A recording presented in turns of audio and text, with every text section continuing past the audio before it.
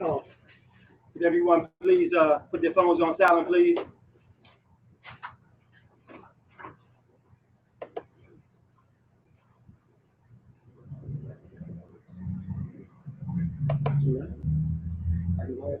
Yeah, we All can right, so go. I'm asking everyone to stand so we can recite the preamble. You can repeat after me if you like. If not, say it in silence. So read it for yourself.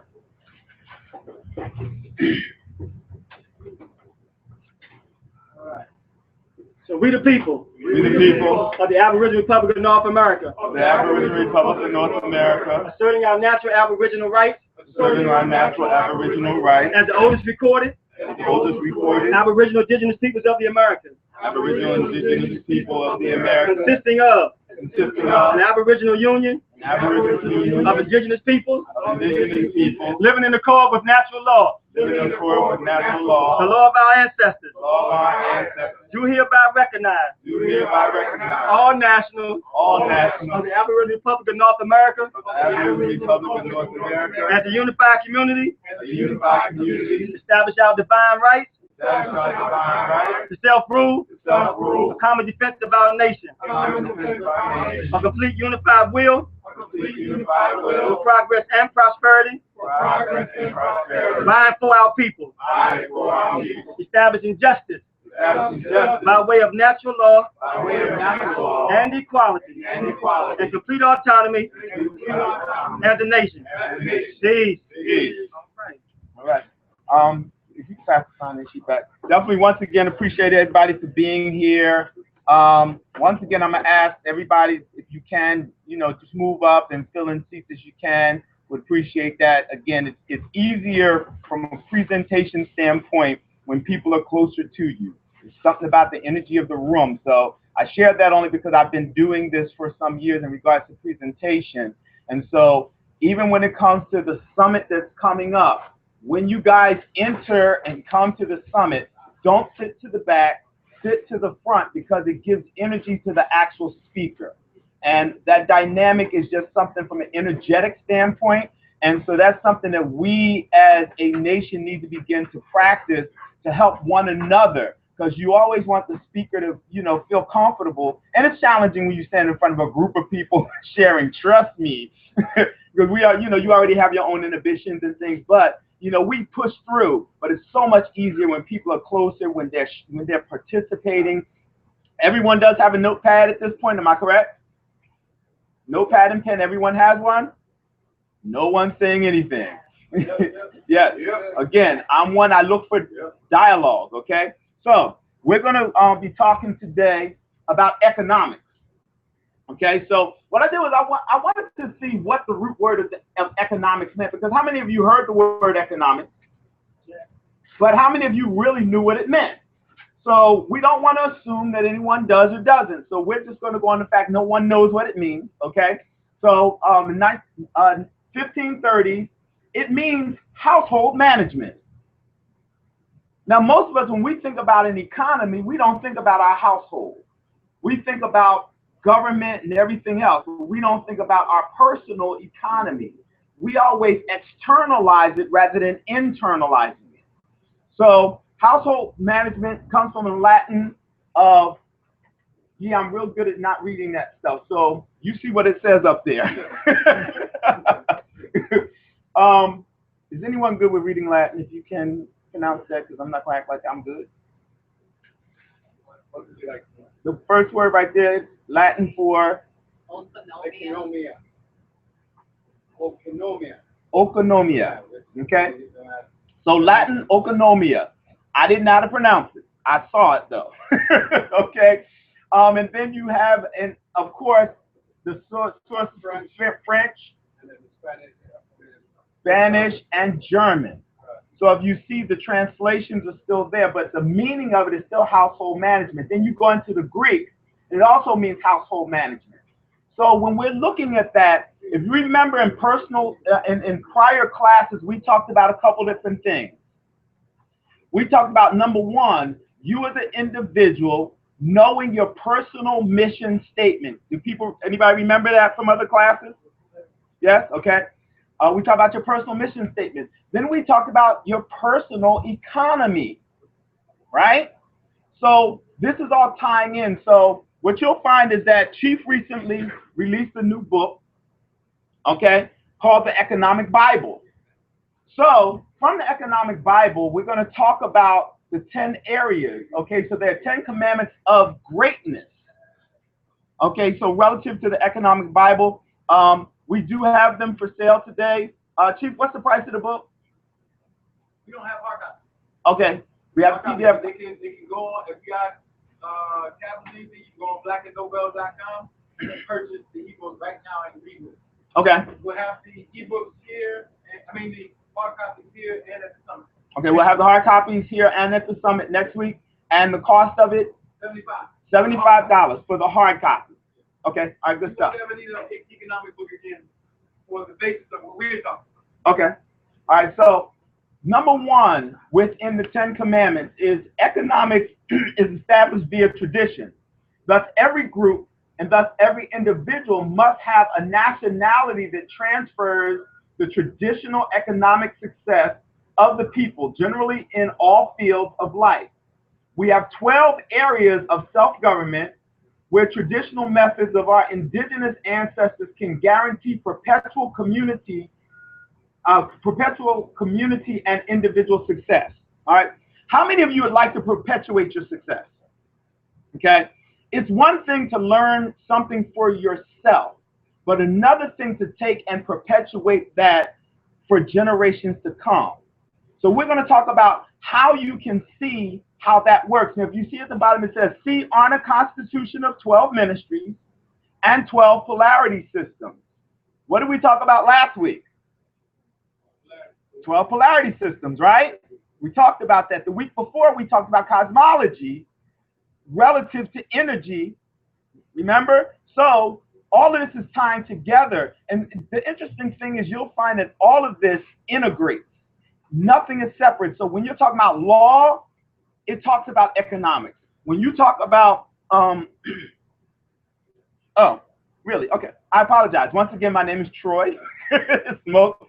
I'm the chief of Shechem Exum. I do apologize. I thought I had actually introduced myself, so I do apologize. Once again, my name is Troy Smoke. I'm right here from Shechem Exum, and I'm the operating chief of this area, and I'm one of the cabinet members helping to forge the success of the nation. So we'll go back to this once again. So you can see it says on the Constitution, 12 ministries, and the 12 polarity systems.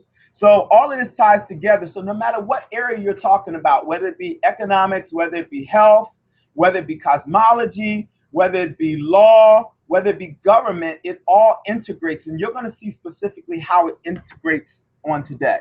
All right. So we're going to look at the 12 ministries. This is within your protocol manual. So for those of you that are nationals, you have access to this. If I remember correctly, it's page 14, but I could be wrong, but it's one of those pages.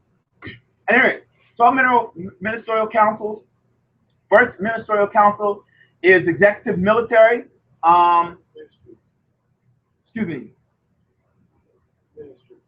Executive ministry of national or local government. Then we have Ministry of Technology and Science. Then we have the Ministry of Cosmology / Spirituality. We have the Ministry of Defense and Intelligence. We also have the Ministry of Economics and Engineering. Also have the Ministry of Internal Affairs and Communications. We have the Ministry of Family and Community Action, Ministry of Arts and Culture, the Ministry of Health, the Ministry of Jural Society, Ministry of Births, Deaths, and Forensics, and we have the Ministry of Education. Now, one of the things I want you to do is look at these ministries and think about the skill sets that you bring to the table and where they fit into these various ministries. Because as time goes on, you're going to see where you fit. It doesn't necessarily have to be a skill set that you have. It could be a desire, an internal burning desire. Have you ever had a dream or aspiration to be a specific thing or a person or have a specific career? It could be that intuitive part of you that you have not yet mastered. So you don't have to necessarily go with just your skill sets. You can go with who you are relative to the ministry. Okay, because we have training programs to help you to develop proper skill sets to support each ministry. Does it make sense to everyone? Okay. So, also the 12 polarity systems of the zodiac, we're looking at, instead of looking at the zodiac as we know it to be like Aries, Taurus, whatever, we call them polarities because they're really just energetic systems, as it were, or energetic spaces that impact our daily lives. So you'll find your first polarity, it deals with self and action. Your second polarity deals with possession and wealth. Okay? So when you're talking about economics, possession and wealth would play a part in that. Am I correct? Yeah. Yes? Okay. Also, third polarity, communication. Fourth polarity deals with home life. Fifth polarity deals with creativity, leadership, and children. Fifth polarity, if it's dealing with creativity, would you not agree that it would also add to your economic success? So you want to look at that. Then again, we deal with your sixth polarity that deals with health and services. Seventh polarity deals with law and marriage partnerships. Your eighth polarity deals with death, regeneration, and resurrection. Your ninth polarity deals with mental exploration and freedom. Your 10th polarity deals with career, organizing, and work. So you'd also want to look at the 10th polarity. Now, in all actuality, you want to see them all because they all interrelate because some of them support, but then some of them are more primary relative to your economics, okay? And then 11th polarity deals with rebellion, hopes, and friends. And then your 12th polarity deals with spirituality and self-undoing. The 12 areas of polarity, okay, all right. These readings also discuss, are called the 12 polarities or areas of self. These areas stem from 4 polarities of the Earth's so-called seasons. The fluctuation of the Earth vibrations and the environment is season cause fluctuation in the vibration of the energies, and thus the Earth's magnetic field has fluctuations. Since we know whatever fluctuation that occurs in the magnetic field affects all things within that field, we understand that this fluctuation will impact our individual vibration and mindset. So we're going to talk about, we're going to go back to what we talked about last week when we talked about the moon, because everybody's familiar with the moon. Am I correct? Everybody's seen the moon before. All right. So when the moon is full, it's high tide in the earth. When the moon is crescent, it's low tide in the earth. Your body's made up of approximately 85% water, right? So if it's high tide in the earth on the full moon, what happens in your body? High tide. When it's a crescent moon and it's low, then it's low in the body. And then there's variations in between, right? So when you're looking at your emotions and how you're feeling, if you pay attention to the moon, you'll have a better understanding of why you're feeling that way. If you notice, they say at full moon, people act crazy, right? This is what they say. Is it that they act crazy, or is their energy level high for creativity? Okay? And so that's the key. Ooh. Why is that doing that? No.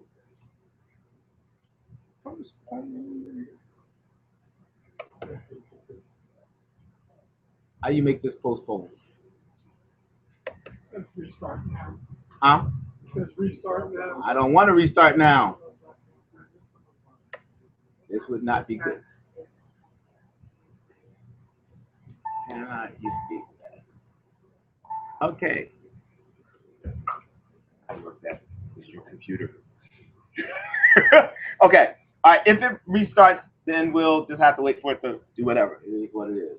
All right. At any rate, so when it comes down to it, what you'll find is that within the 12 polarities, you're going to deal with different elemental systems. So I'm just going to restart now, and I'll go from the fly for the moment. Do me a favor.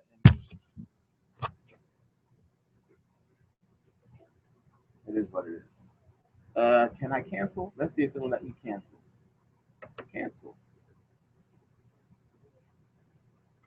Cancel. Woo-hoo. Hopefully that works. All right. So when it comes down to as I was talking about the moon, when it comes to the moon, what you'll find is that because there's varying energies that the moon propels onto the earth, what you'll find is that it has the same interactions on our body. Ergo, when it talks about the polarities and the positioning of the seasons. So we talked about last week how we have 3 different types of signs. We have cardinal, fixed, and mutable. You guys remember that, right? Remember that? Yes, no? Okay. So what are cardinal signs? What do they depict? How do you know the energy of a cardinal sign? Okay. So this is where we talk about taking notes, because when we take notes, then we can ingest and remember. So trust your pen more than you trust your memory. So I'm going to ask everyone to write this down. When it comes to the cardinal signs, they are depicted based upon the change of season. So every change of season will mark a cardinal sign. Does that make sense? Okay. So if you notice, your first polarity is spring. So it would make a cardinal sign. What's your first polarity? Fire. And it's what sign do we know it as? What's that? Aries. Yes, correct. All right. So we know that Aries marks that. And then you have different signs that mark each thing. I'm not going to go through each of them, but you notice 4th polarity marks summer, 7th polarity marks fall, and 10th polarity marks winter. And each of the dates align with it. But we have ancestors and fire and various elements that help to rule within that energetic perspective. And if you notice, the degrees of the earth is marked based upon where that energy sets within that time and season. Does that make sense to everyone? Yes? Okay. So, when it comes down to your chart, as we talked about in prior weeks, a house is represented within your chart. So just like you have 12 quote-unquote signs and 12 polarities, you have 12 houses. So each house is going to govern a specific area. So, of course, house 1 deals with your person. House 2 deals with your finances. House 3 deals with network. 4, home. 5, creativity. 6 is health. 7 is partnership. 8 is business. 9 is spirituality. 10 is career. And 11 is community. And then you deal with 12, which is sacrifice. So, if you're looking at economics, which area of your chart would you want to really focus in on relative to economics? Finance, okay. Where else would you might want to look? Personal, yes. Business, home, and what other one? Look at 10. Career. So, from an elemental standpoint, you really want to look at where different things set within your charting, because what it's going to do is help you better navigate through and have a better understanding of your personal achievements relative to energy. Because all cosmology talks about is energetic, energy and how it relates to you. Okay? So when we're dealing with these, when you're dealing with economics, of course, it talked about the home, right?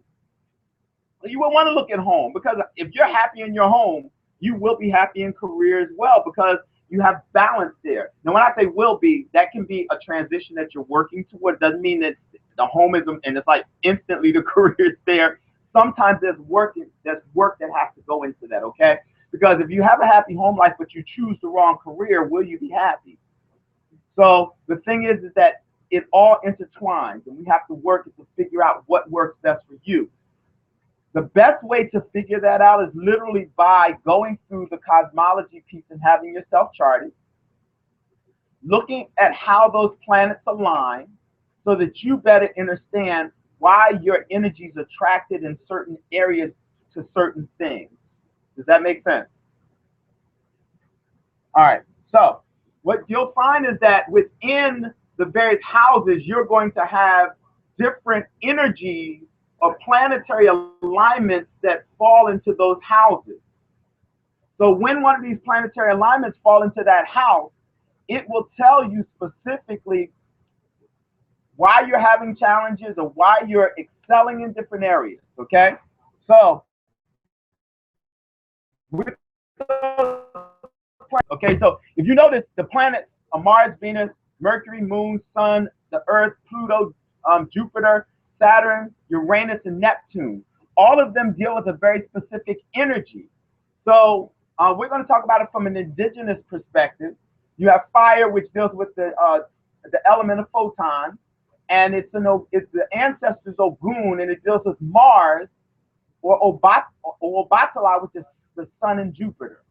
Okay. When we deal with the air, we're dealing with oxygen. We deal with Ishu, which deals with Mercury, or Shango, Uranus. When you deal with water, you deal with H2O, which deals with Oshun, which is Venus, Obatala, Jupiter, Yemiya, the Moon, Olokun, which is Neptune, and then when you deal with the indigenous piece of the Earth, you deal with the carbon and the various elements, dealing with Babalaye, which is Saturn, Oshun, which is Venus, and Ishu, which is Mercury. Now what happens is each of those energies correlate to these specific planets in alignment inside of your house within the chart. Okay. Now the reason why we built up to this, because the 2 weeks prior, we went through understanding the basics of cosmology. Then the week after, we dealt with vibration relative to cosmology and color and energy. And then this week, we're bringing it forward to talk about how the economics work in conjunction with it. Okay? So, number 2 within the economic Bible is each individual must know their inherent natural gifts, talents, strengths, and weaknesses in order to maximize on efficiency as far as their personal purpose in life and is concerned. Knowing one's personal strengths without guessing for years allows for specific focus when it comes to career and labor plans. Your birth chart via indigenous cosmology sets a specific charting success. Everyone needs an indigenous cosmology reading and needs to learn to have this for everyone in their family to set the stage for activation of culture in the home.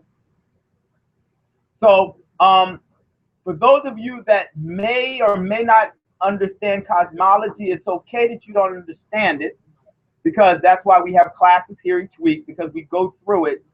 So there's a cycle that happens. 1 week we talk about a specific thing, and we fluctuate for about a 5-week cycle, and then we go back to the first topic again. What I've been working to do is integrate the topics so you see how it flows and how it interrelates. Okay? So for those of you that have been here for the past couple weeks, can you see how it's interrelating relative to cosmology? No response. You can, okay. Brother Jawad, can you see how it interrelates? Yes, sir. Okay, all right, good stuff. Elder, can you see how it interrelates? Okay, good stuff, because I know you've been here. Brother Oguna, can you see how it interrelates? All right, and I'm calling those that I know have been here, because the thing is, when you're presenting, it's one thing to present, but another thing to make sure that it's being effective. Because I don't like presenting and it's not effective. If you don't get it, then it makes no sense to me doing it. So I like to make sure that it's effective and people are getting it. So Chief does cosmology readings, as well as there are other nationals that do cosmology readings. So if you're open to getting one thing you'll find is be very insightful to career path, very insightful to family, very insightful to how to work and navigate working with your children. One thing you'll realize in the dynamic that we're working with today is, how many of you have seen a lot of our children going to jail? See that happen, right? A lot of them being shot down in the street. There's one brother recently I saw where he killed 2 white people and he went to jail, well, he went to court. In that court, he said, I'd like to first apologize for the murder. And he mentioned about 4 or 5 different people that were slain in the streets. Eric Gardner, he mentioned a couple different people. And he said, that's all I want to say. And they're like, well, how could he not apologize to the family?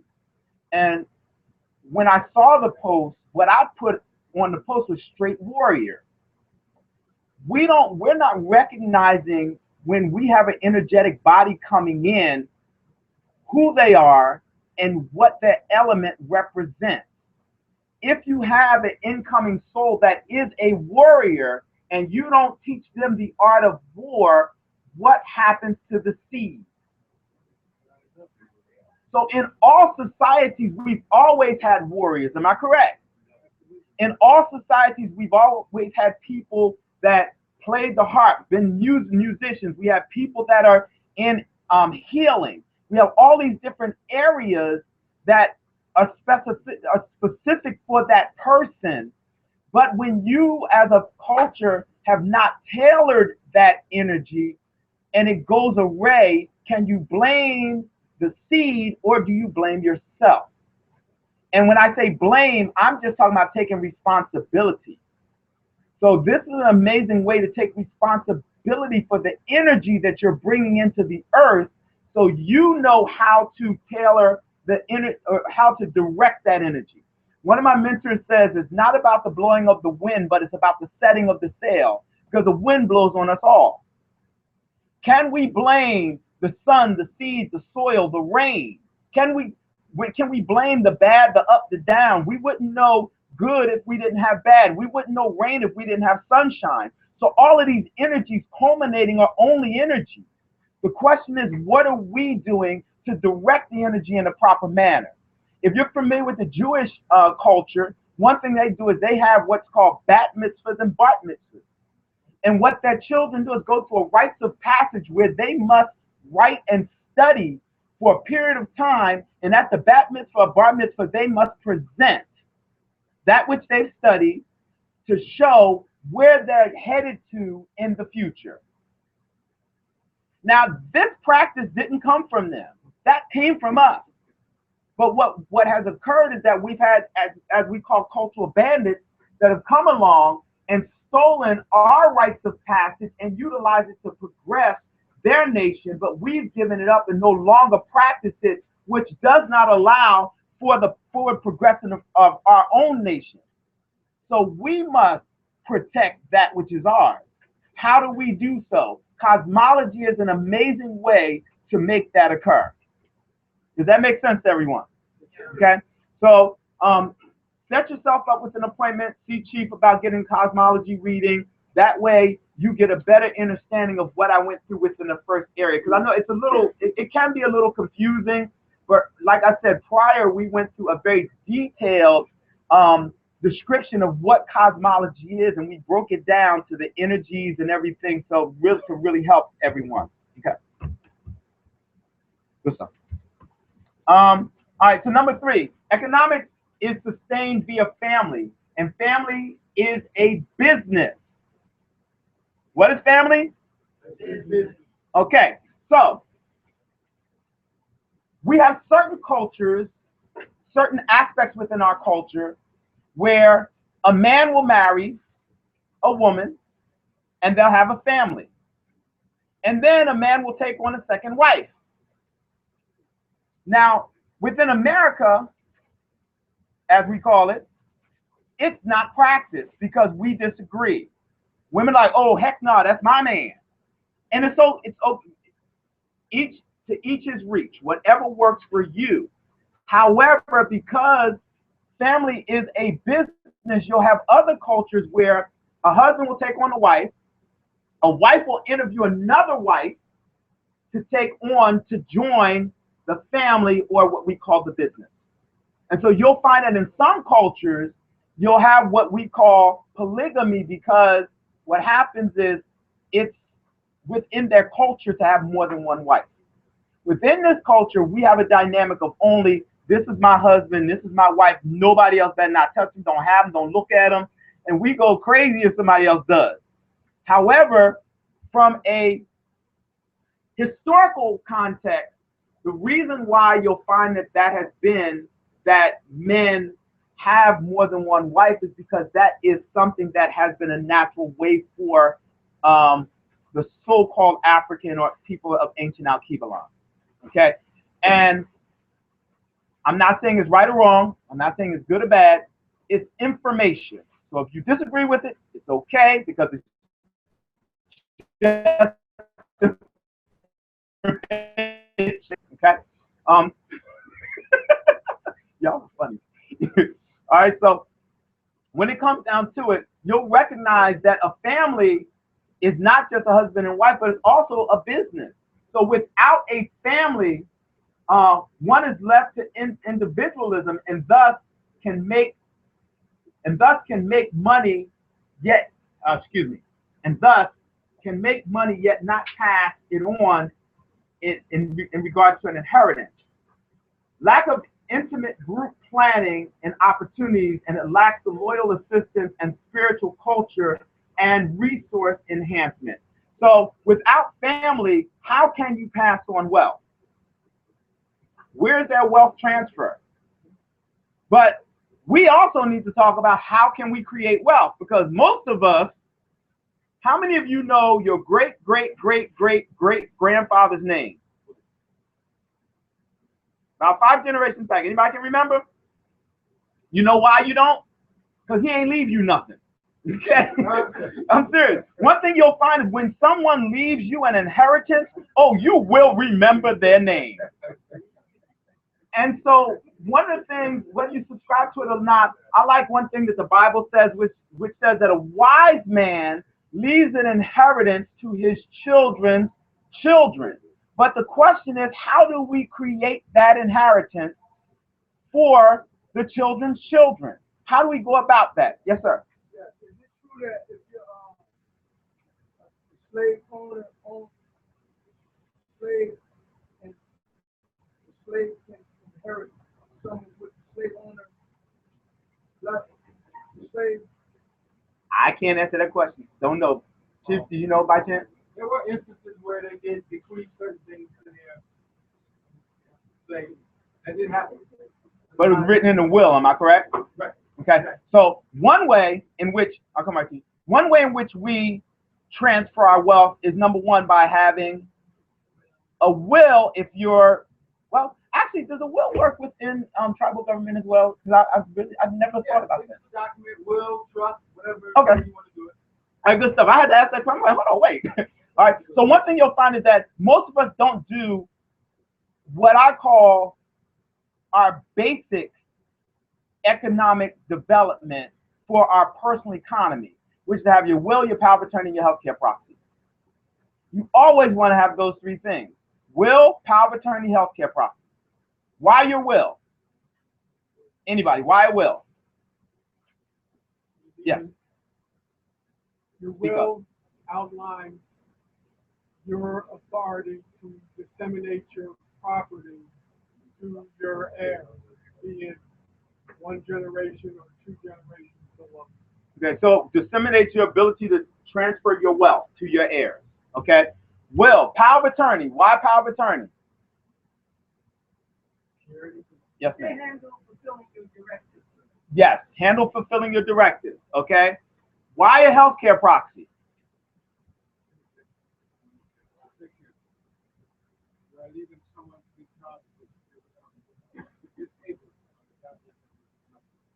So if you're incapacitated, you can't speak for yourself, the healthcare proxy steps in.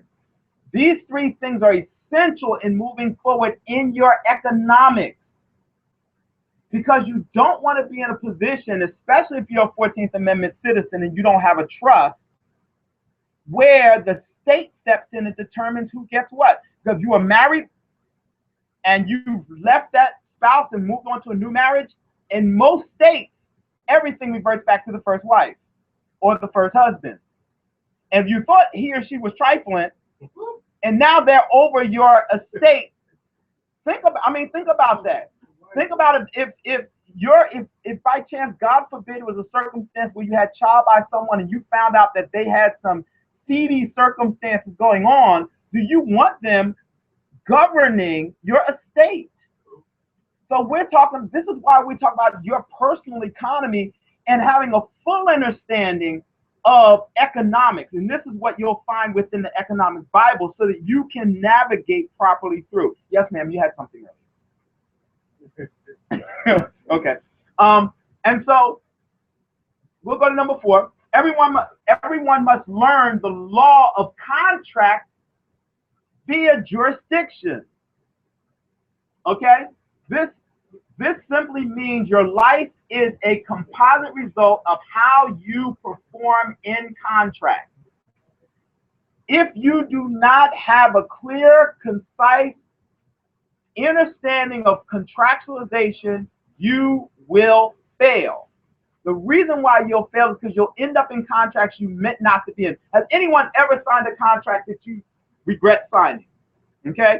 It could be a mortgage, it could be a birth certificate, a marriage certificate. It could be a whole lot of different things that you sign that you regret signing. You know, I always wonder, why do people go down to a court to file for a marriage license? What does the state have to do with a spiritual union? I can wonder, because separation between church and state, but we go to the state to apply to get a marriage license. Why? Because I don't love you. It don't matter whether I have a license or not, right? It's for them. And what does it set them up to do? Govern your personal economy, economics, your children, all of these things. You have to realize why a lot of these things were put in place. But you get to gain a better understanding when you understand contracts. Everything is about agreement and protection for resources via the agreement.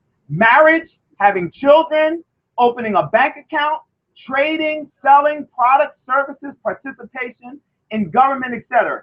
All are governed by contract. So we must understand that in order to navigate forward, it's best to have resources that help you to better understand contractualization. And again, it's relative to jurisdiction, because if you're a national, if you've nationalized, specifically within ARNA, because that's the governmental body I work with, then you'll realize, excuse me, I said it's specifically ARNA because that's the governmental body that I work with. Now, there are various governments here. Who you choose to work with is your choice. And I always tell people, choice is the voluntary act of that which is preferred. But you can't have a preference or volunteer an act if you're not educated. So what we do here is educate you on what's available to you and provide you resources so that you can make functional decisions. The word decision comes from the root word dayan kadir, which means to cut away. Okay? So when it comes down to it, we have the ability to help you have a better understanding of contractualization and how to govern through that through our setup for our Jural Society. So we have classes on law. So there's a Law Masters course that's available as well. Okay? So number 5, creating a budget. What did we talk about weeks ago? Creating budgets, right? We talked about creating the budget not only for your personal self, but also for a business if you have an idea. We also talked about that mission statement and how that mission statement correlates with the budget so that you understand how that works. So every individual and family must have a budget. Without it, chaotic economics rules, which equals misuse of resources and lack of generating short-term stable and long-term stable economics. And what do we say economics means? Household management. Okay? So we'll have unstable household management. When it comes down to it, what brings about most divorce in the country? Money. Economics. Okay? Finances. Resources. Okay? That's what brings about most of them. So you must create a budget, so you better have an understanding. What is the number one bill within the North American continent that most people are encumbered by? That's good mortgage. Not exactly. Huh? No. What? Who said that? Taxes. Number one encumberment, taxes. We have remedies for that encumberment. That's the beauty of being part of this indigenous government, ARNA, because we have a true tribe way that works, that we walk you through from start to finish, helping you to come out from under that encumberment. All right, so I'll use the number 50,000. $50,000 a year, we'll use that for the moment. If you make $50,000 a year, taxation alone, you pay about $15,000 in taxation. So what does that mean you bring home? 35. And then what happens to that? How is it taxed again? Electric bill, gas bill, water bill, cable bill, sales tax in every way, shape, or form. Just imagine if you could navigate through and have all of those taxes removed. How would your personal economy look if you had an extra $15,000 per year? Let's say it was extra $4,000 a year. Either way, right? Money is money. It's fiat. It's an energy exchange. Why would you want someone else controlling that? Government entities, when they take those monies, they make about $14 per day per dollar via investment vehicles. So just imagine if you had an investment vehicle that could create your money having babies. It's all adults in the room. I want my money to be a hoe. I want it to go make babies everywhere, So, I'll try to keep it a little light. So when it comes down to it, we must make sure we create a budget. Is that very clear on why we're creating budgets? Yes. Okay, good stuff. All right, number 6, using indigenous business to acquire product, service, bank accounts, cars, phone contracts, cable, internet, purchase at stores, etc. Indigenous business guarantees proper legal protection based on jurisdiction, tax exemption on sales, property tax, evading fraudulent liens and garnishment, and an overall fortress of protection.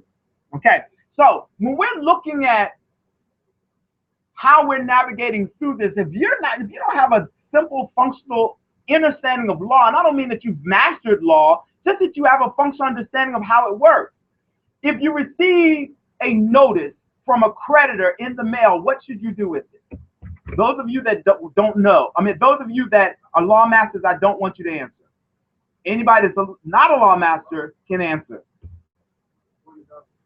Throw it in the garbage. What else do we do with it? Okay. Got to respond to it. You said what? Read it. How many people do we know that ignore it and throw it in the trash? I've done it. Most people, right? I've done it. Why must you respond to it, brother?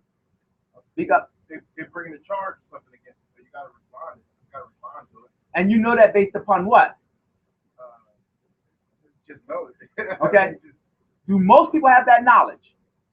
Most. Generally speaking, most people have no idea that when you receive a bill that you have a certain amount of time in which you must respond to validate or invalidate the debt. Many times, debts are not valid is because of your non-response that now puts it in your ball field to prove that it's not you. Identity theft happens. It's one of the major leading crimes in America. It happens all over the place. People can get your information anywhere. So there are various forms of identity theft. There's character criminal, driver's license, social security, medical, okay? There's also tax identity theft. I'm a tax accountant by trade. I have my degree in accounting. And I was working on, a person's tax file and went to send it in, and it said it rejected. I called it, well, why reject? It was already submitted. I called the person, you already submitted your taxes. They're like, no, we didn't. Someone had used their information, submitted the taxes, got the check back, and used it, and the person now had to prove that they never received it. I had about 7 cases over the past 7 years, and the breach didn't come from me. The breach comes from How many of you ever applied for a job before that you didn't get? Did you put your social security number on that application? Did you put your birth date on that application? Does anyone have a job they no longer have? Did they have your personal information? How secure were their servers and or file cabinets and things? These are the things that we don't think about that affect us, and if we don't know how to respond to it, then we are still responsible for it. And that's where the challenge comes in. But we have definite remedies for all of those things, okay?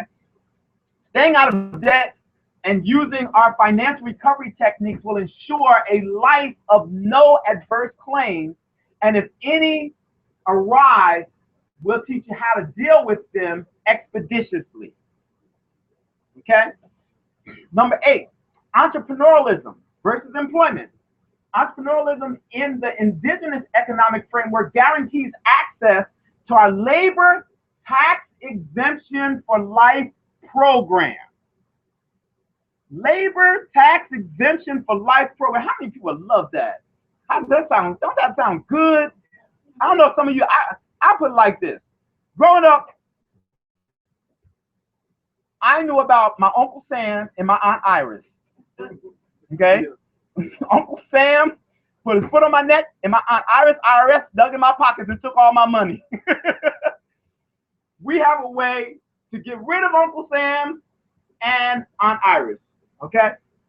Using an original university certification labor in the field of law, economics, health, defense, and security, anthropology, birth charts, and childbirth education, certification, homeschooling curriculum guidance and support, psychology, indigenous, okay, and technology. So we have various areas in which will help you develop those fields. So you'll see in this coming September, October, we will begin various classes that's going to support your forward movement in these various areas. So we have remedy, because we pointed out problem, challenge, but then we also presented to you the remedy. Does that make sense? Because how many times you see people point out problems and then you're like, well, what do I do about it? I don't know. Like, why burn down my brain with that if you're not going to help me with remedy? We're going to not only expose the challenge, we're going to show you how to overcome the challenge. Okay? And then specifically becoming a national of honor to access attention in this material and for overall national building and investment. We're working together as a nation to fortify your personal success within your personal economy, but then the nation's overall success. And we spoke about this a couple weeks ago. Everyone's familiar with Jews, the Jewish people, okay? Israel, the Jewish people, is it a religion or is it an ethnic group? Is it a religion? Jewish people. Are they a religion or ethnic group? They use both. They use both, but what are they? Biologically, are they an ethnic group? And we got to really think about that, because most of us never think about this. Jewish. You've heard of reddish before? Is it red? Anytime you have ish, it's not an original, right? So Jewish people is right, but they went into a land called Palestine, right? And they became a plebiscite. They built their economics, applied to the United Nations, and became a nation state. And they're like, this is our land now. It belongs to us. Well, hold on. Were you born on that land? Did your forefathers initially have that land, or is this something that you just chose? The beauty of who we are as a people is we have two different areas you must look at, which we have just solely and just sangle rights. Just solely is of soil. Just sangle is of bloodline. When you do your studies, you will find that we were here first. And because we were here first, we have just solely rights, which means of soil, and just sango right of bloodline. The beauty of this is that we actually go through and teach you how that integrates into who you are. Jewish people are taught from inception, you're the chosen people. So as a child growing up, you're a chosen person. You're chosen. You're chosen. Imagine from the womb, coming into adulthood, you're taught that you're chosen. What does that do for your success? Bolsters. Makes it go up, right? What have we been taught all our lives?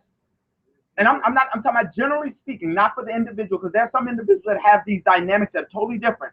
Generally speaking, for most of us, what are we taught? Slaves. We're taught about European being kings and queens, and then the African slave. So our history starts with slavery. So what do you think the minds of our children are based upon that information? Just imagine if they were taught, you're the chosen one. You're the chosen one. From inception. See, first off, the mother has to believe it because the mother incubates the child. They're the carrier, the bearer of the nation, and they nurture the nation. So if the woman doesn't believe it, no one will ever believe it. So we must change our paradigm in how love, support, nurture, uphold our women. Stop letting them, excuse me, please don't take it personal, but we got to stop letting them be the bitches and hoes. That should never be something. The men got to stop being the niggas. That don't work. We got to be the kings and the queens. Because prior to any other civilization, who existed? Prior to any other ethnic group, who existed? I have a scientific document that says African, as we know, quote unquote, African people were the original humans. They took fragments of bone from Neanderthals, did the DNA search, and tried to trace it back to Africa, and there was no match. So if there's no match, that means those are two different species altogether. And I'm dealing with science. I'm not dealing with personal opinion. Yes, sir. Oh, okay. So when it comes down to it, we actually deal with all of these various areas via our Ministry of Health, via our Ministry of Cosmology, dealing with our Ministry of Law, dealing with our economics, all these different things that we talk about. We cover all these topics over a series of time. But in order for you to get it all, you got to keep coming back. How often do you take a shower? Every day, I hope, right? 2 times a day for some of us, maybe 3. It depends on how you are. But one thing I realized is Egypt wasn't built in a day. It took time to build. And so we're a young government, and it's going to take time for us to build. But the beauty is we have the ability to have input. We have the ability to speak into that. So if there's an area that you did not see relative to a ministry for something that you'd like to do, then what we need to do is make sure that you share that so we can see where it fits in or see what changes that we need to make. All right. So without further ado, I believe I am done. Yes, I am done. Definitely appreciate your time. I trust that this was valuable. Was this valuable, everyone? Yes. Okay, good stuff. I appreciate that. We always look, I said, to bring value. If it doesn't bring value, I'm not doing it because it doesn't make sense to waste your time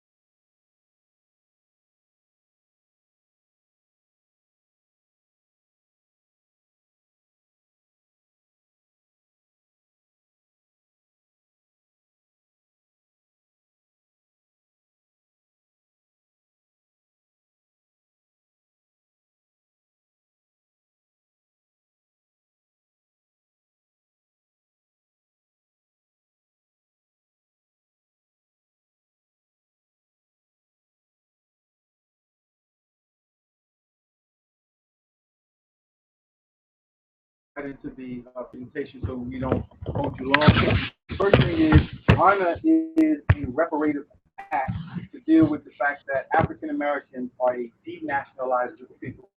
That is an international term if you've never heard it. Denationalization, when a group of people are broken away from the political system that they operated under historically by another power. All right? So what we are saying in answering the second question is that we have just solely rights as Indigenous Americans and Indigenous Africans, but we are an amalgamation of both. Okay? So I think I can expound on that further, but that is the premise, a reparative act. He gave the example of the foundation of Israel, whether you agree with it or not, it was a reparative act. They created a plebiscite, they farmed on the land for over 3 decades before they came to the United Nations to do the things that they were doing. So they gained just solely rights in those areas. So we are a reparative act to remedy the situation amongst African Americans. Second question, on the land issue. We had 2 people deal with land issues, and they both had to deal with allotment based on Dawes Road history. So if you do a Dawes Road search on your family history and you come up with your great-great-great-grandmother owned land somewhere, all right? And there may have been something built on it. I don't know, a police station, a municipal building, or whatever. You have the right to get the original abstract of title to that particular land. That's the first step. And the abstract of title will show the chain of transmission of title from the current owner all the way back to usually some land tax. The Dawes Roads were administered from the federal government as allotments to free indigenous peoples to try to actually bring them into a tax structure. So it wasn't necessarily trying to help them, but it left a paper trail. So if any one of us have had people who own land, usually you search back in your ancestry and you find out, oh, my grandmother, my great-great-grandmother owned land in South Carolina, Georgia, or whatever. You can do what's called an abstract of title. You can do that by getting someone private like us to search it, or you can go to the State Bureau of Land Management or the Federal Bureau of Land Management and do the searches yourself, and you'll come up with who owned or who was where, at a particular time, and who owned the land. So there are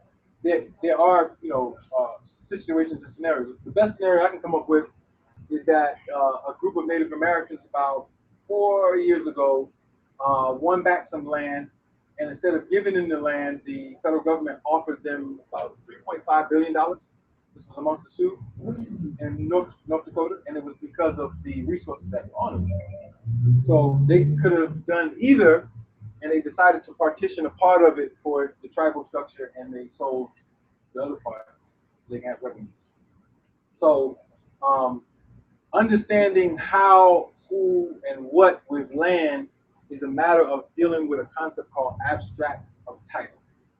And all land here was ceded via some treaty with indigenous peoples, or via Great Britain Corporation that turned over rights to the newly formed American colonies. So you have Aboriginal title as a way that corporations gain title, and treaty title with other nations that had acquired land like France and Great Britain. So you can do researches on that. Now the current warranty deed system. The current warranty deed system is a system to basically ensure the business structure here. And that can only continue because we have a bunch of people who don't know who they are. All right? So as long as African Americans don't know their indigenous history and other groups of people don't know their indigenous history, then it allows for us to make transactions with title to property inside of a system where we can never really become owners, if you understand that. But if we get back into our proper capacity, we can begin to change the business dynamic, and therefore we can change all the other dynamics. All right, so it's a matter of contract. Okay, so I want to open up the material so we can go into 2 things. The concepts of assets and liabilities, and then we're going to show you what to do with your liabilities. How we are offering, what we're offering to do with liability. All right, so give me a moment. Now, does everyone know what an asset actually is? Asset. What's an asset?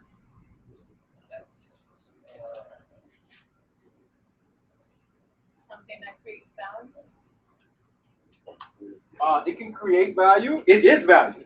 It is value, and it can create other value. Because why? What? Because you own it. That's what that is. All right. An asset is something that you own that is valuable. All right. That is valuable, and the primary thing is that you own it. What is a liability?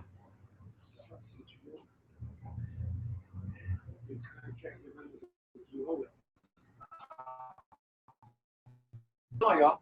If you have anything, think it does. Opposite of asset. Something you own that costs you. Okay. Actually, you don't own it. And it is a perpetual fee for you or charge for you. Okay? So I'll give you an example of one thing that people think is an asset is actually a liability because they don't either know how to convert it to an asset or they don't understand that if you're paying it as a bill, it's not an asset. A mortgage. Most people look at a mortgage as an asset because they have property. But the property is not the mortgage. The mortgage is a third party saying they have interest in your property. So therefore, it's a debt. It is a debt. Okay? The property itself can be used as an asset in some instances, but when it has encumbrances and liens and other things on it, it's not an asset. So check this out. This is where we get even more confused. I paid off my mortgage, Brother Ali. I don't owe any money to Wells Fargo. Now my house is an asset. Actually, your house is not an asset. If you still pay taxes on that particular property. And if you don't pay those taxes, then the sheriff will come and show you that you are not an owner of the property so you pay the mortgage off because he or she will sell your property at an open bidding operation for a sheriff's sale. And if you don't bid higher than someone else, then you have to pack yourself up out of your house and get out, even though you paid the mortgage off.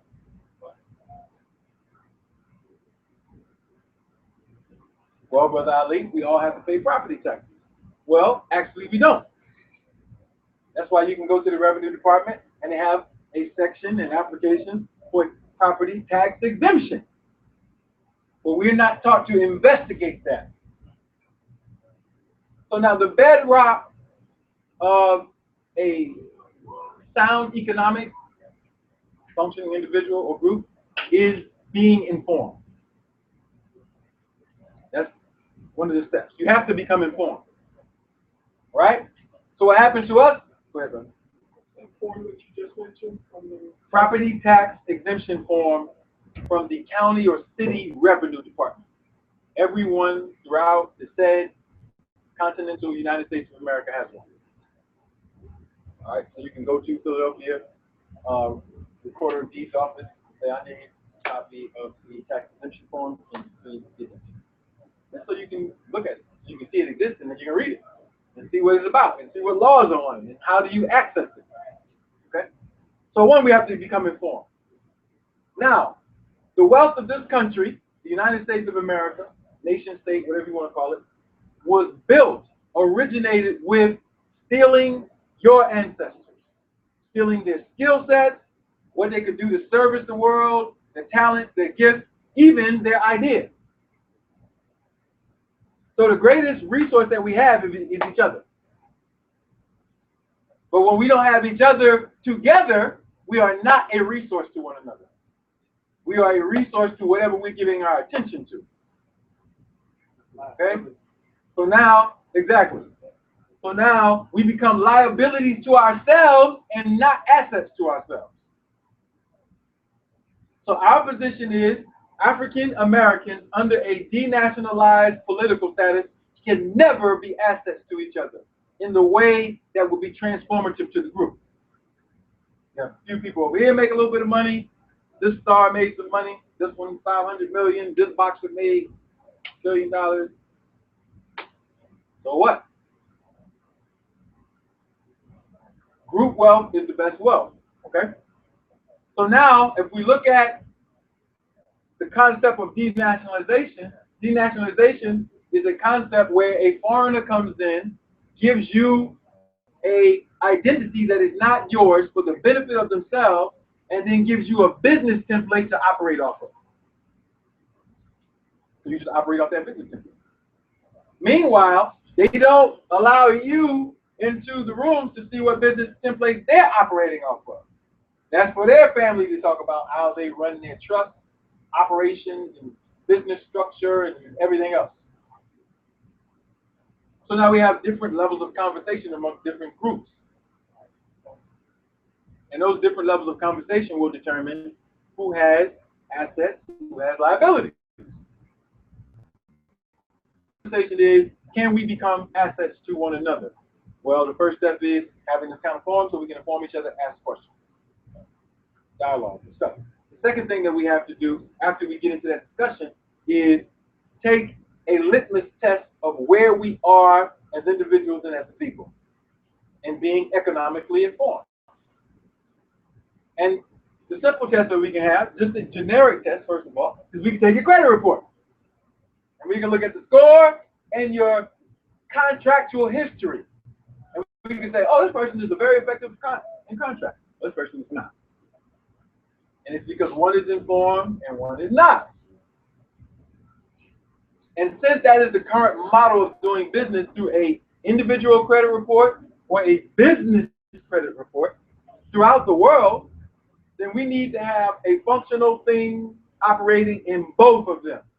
One of them maybe you never heard of before, a business credit report. Yes, your business can have a credit report, either good credit or bad credit, and that is based on how the business performed in contract. Okay? So what happens to us primarily as a group, not necessarily everybody in it, is that we are not taught civics, or we don't grow up in a body politic that can groom us into how to contract. What's the safe way to preserve our resources as individuals, as families, as a community? Okay? So we have to have that discussion. All right, so a few things that Troy laid down. I won't go over all of them, but I will state that we must have a political status, and then we must be able to identify what is an asset and a liability. Check it out. Right now, if you have something to write with, I'm going to name some things, and I'm going to see if there are assets or liabilities to you. Okay?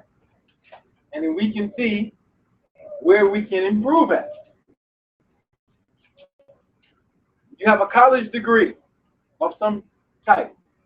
It can be through a trade school degree certification. It can be a bachelor's, a master's, a PhD. It can be associate's degree or whatever. Write it down. I have a degree, if you do. It can be a high school, but primarily the secondary school. All right, so now, if you pay student loans, I want you to put that degree in the liability column, because now you're going to have assets on one side, liabilities on the other side. We'll draw a line down the middle, and if you have a degree, all right, associate, bachelor's, master's, PhD, whatever, and you're still paying student loans, put your degree in the liability column. Everybody good? Okay. If you have a certification or any of those things and you have none, you can put it in the asset column. And now we're dealing with your education, your skill set, whatever you have, certifications or whatever. All right. If you're an entrepreneur, I want you to put your line of work in the asset column. If you are an employee, I want you to put your work in the liability column. I'm going to explain why. If you're an entrepreneur, you control your destiny. You can never be fired unless you fire yourself. How much money you want to make or how much money you don't want to make is completely dependent upon you. If you're an employee, you might not have a job tomorrow. to come in and give you the pink slip. And now everything that you paid for, you got to scramble to find another way to pay for. So you are the victim of someone else's decision making. All right, so we're building ourselves up. So now we got our education and we have our labor down. All right, so if you own a home, if you are currently paying a mortgage or property taxes, I want you to put it in the liability column. All right. If you are not paying a mortgage or taxes, put it in the asset column. Okay. If you have a car and you're paying a note, put it in the liability column. If you have no note, put it in the asset column for the automobile. All right. All right. If you have children and your children go to public school, put them in the liability column.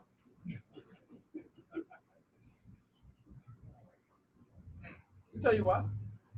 And if you have children who are homeschooled or go to a private school that is based on your old cultural education, put them in the asset column.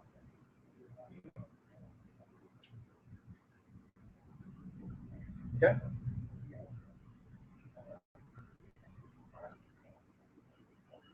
All right. If you have a girlfriend or a boyfriend, put them in the liability column.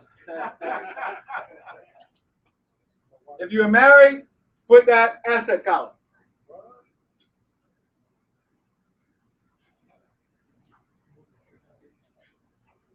We'll explain. We'll get to all of this and understand what's going on. So now you have a portfolio of a whole bunch of things.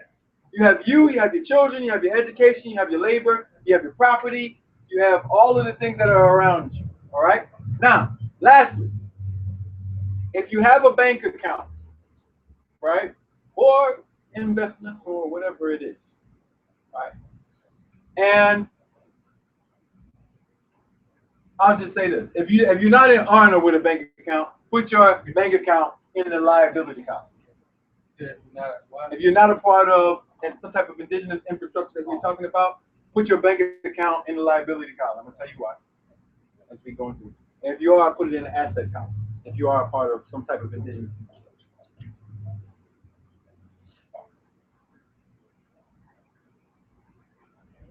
All right, so I'm going to read off some things, but give us a moment. All right. How many people have ever heard of the concept reparations? All right. And the idea of reparations is somebody's been injured or something, like the Japanese when they got put in concentration camps, and then the U.S. said, oh, this is a violation of this international law. We were not allowed to do that. We had to cut checks for all the families. So President Reagan did that in the 1980s. They gave all those people money for the injury that they had done to their parents and grandparents. Okay. So-called Native Americans, when they get reserve land, give it to them from the federal government on reparation. All right. How many people understand that black people have had reparations movements? Like in Cobra, you ever hear that? All right. Some of you have never heard in Cobra. And Cobra's getting kind of old now. All right, but you've heard them cry, rally cry. Reparations. Nobody wants to talk about reparations because the thought is the government giving you money for something that how many so-called black people, African Americans, will ever get reparations for slavery? Raise your hand if you think that's going to ever happen. All right, so one person, two people. Two people out of 100 we have here. 1, 2, 3, 4, 5, 7, 8, 9, 10,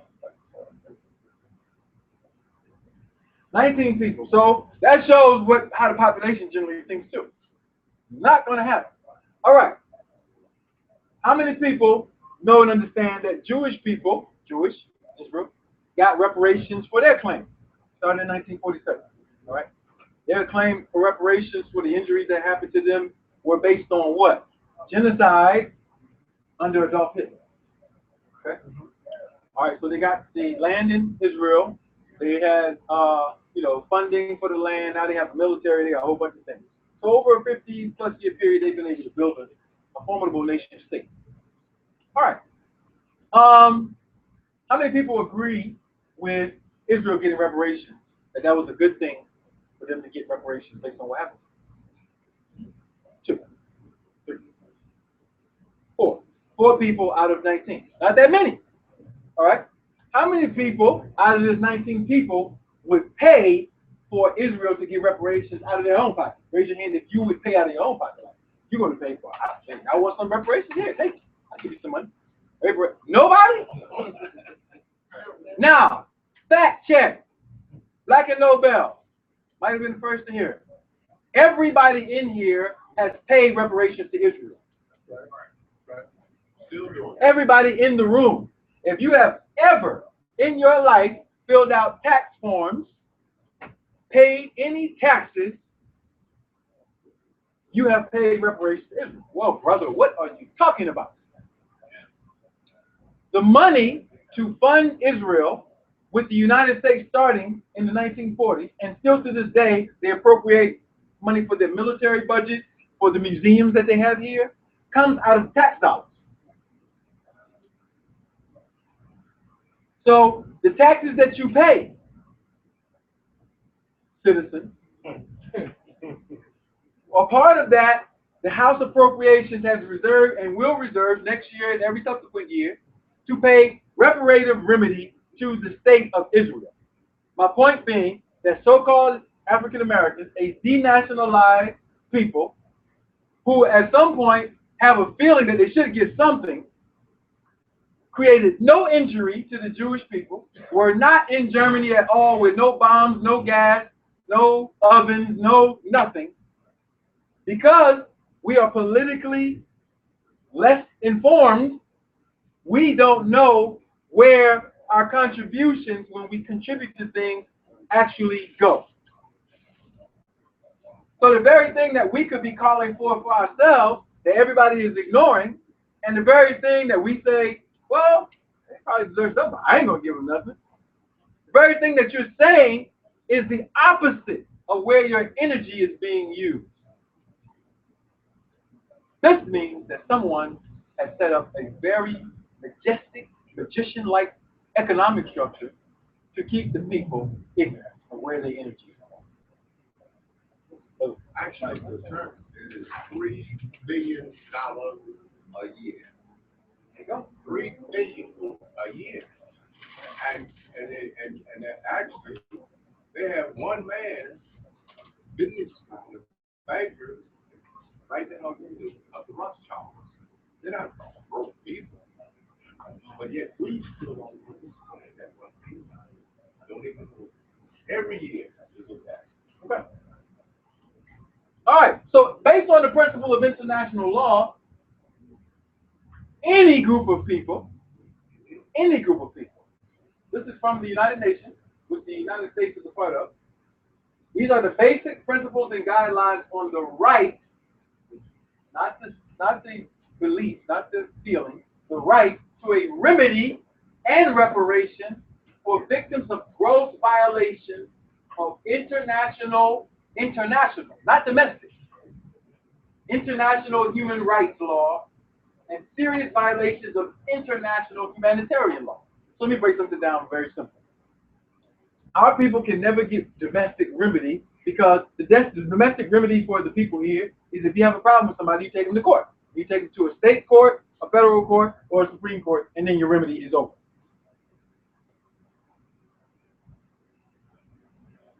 So, Michael Brown's family can sue, and if the federal court doesn't go along with it, then that's just what the judges said. All right? Trayvon Martin's family can sue, and they're going to use a domestic retainer attorney. And if they don't get any remedy, it's just domestic. Hey, we could all grow as a group and sue domestically. If the Supreme Court said y'all can't get the remedy, that's domestic remedy because we are coming as domestic individuals.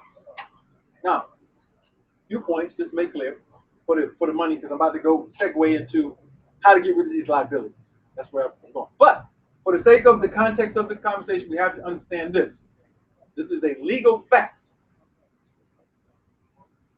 African Americans, black people, color, whatever you want to call yourself, Moors, I don't care what you call yourself, you've never been citizens. you're under a spell.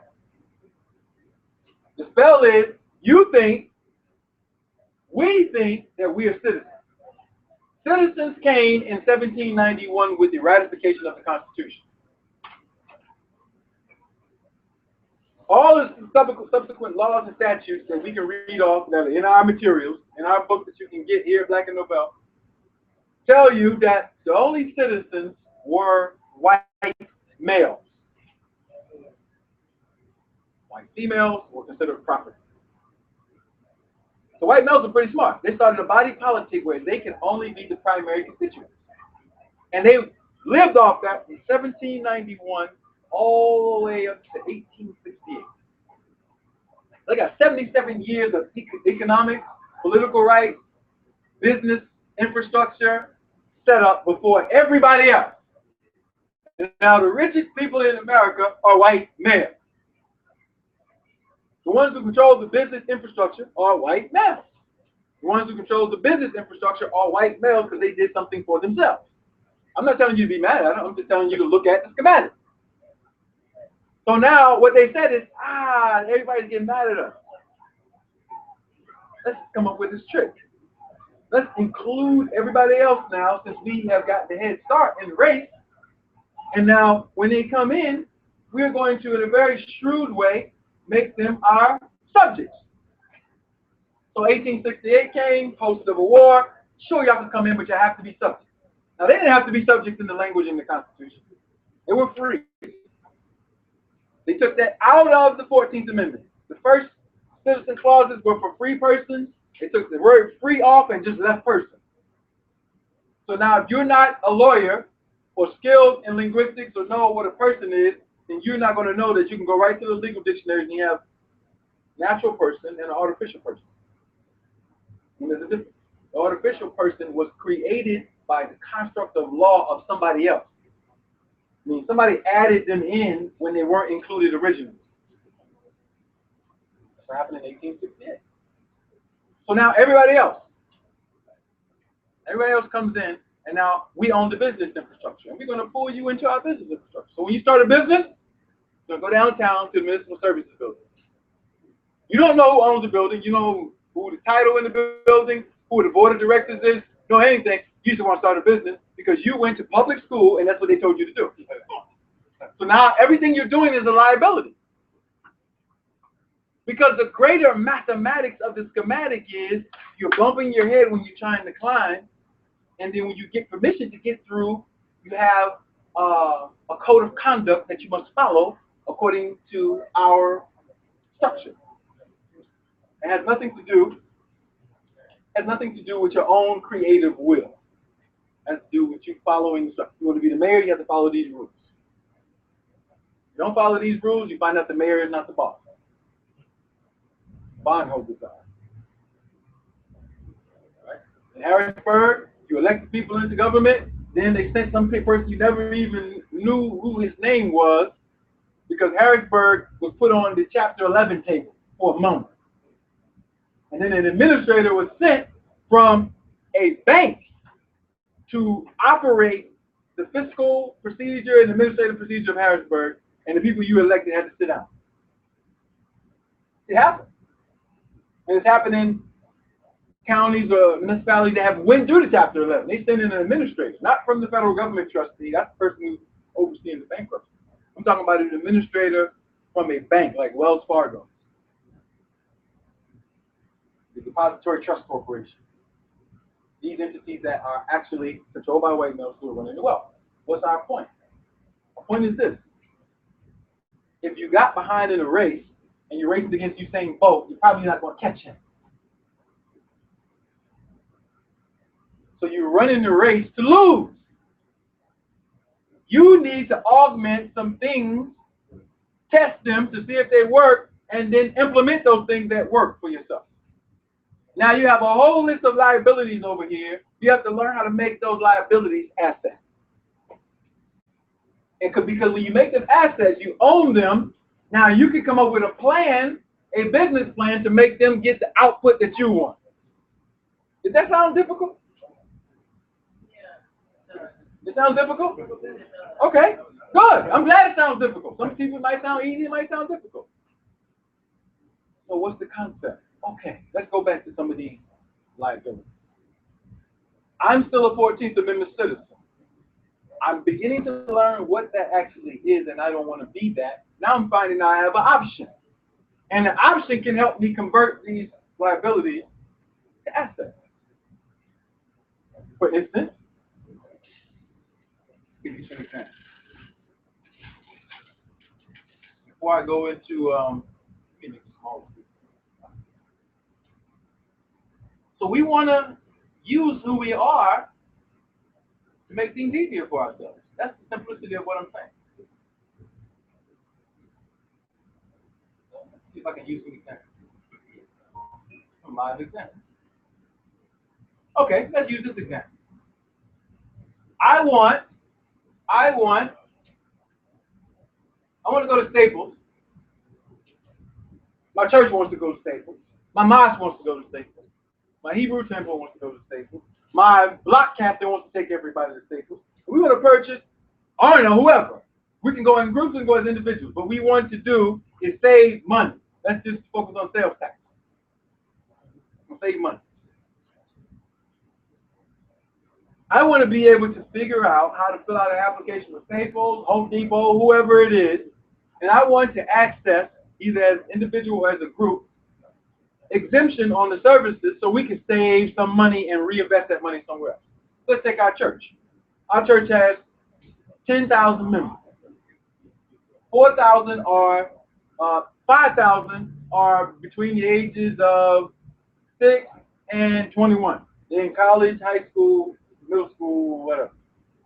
They buying pencils, they buying paper, they buying books, they buying all kinds of stuff. We want to take those purchases of that group and make them exempt. So what your church can do is one of two things.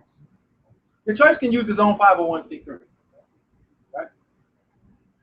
Which is an exempt entity, and start making these types of things happen. But they better be real quiet. The reason why they better be real quiet is because if the IRS finds out that they are using their exemption to help their own people in mass save money, what's going to happen is we gave you permission to be exempt, and we don't like what you're doing. We want you to stop it. Well, it violates this code, this code, this code, this code. Can my lawyers review that? No, we'll give you some lawyers. We don't want you doing anything outside of these parameters. As a matter of fact, because we gave you permission, you have to stop that talk in your church that you don't go, you're homophobic. As a matter of fact, we're going to send some trannies into your church, and we want you to baptize them. Now you're laughing, right? But your church would have a permitted 501c3 would have to let gay people into it. See, let me break this down to you. See, everything in this country is based on business and money.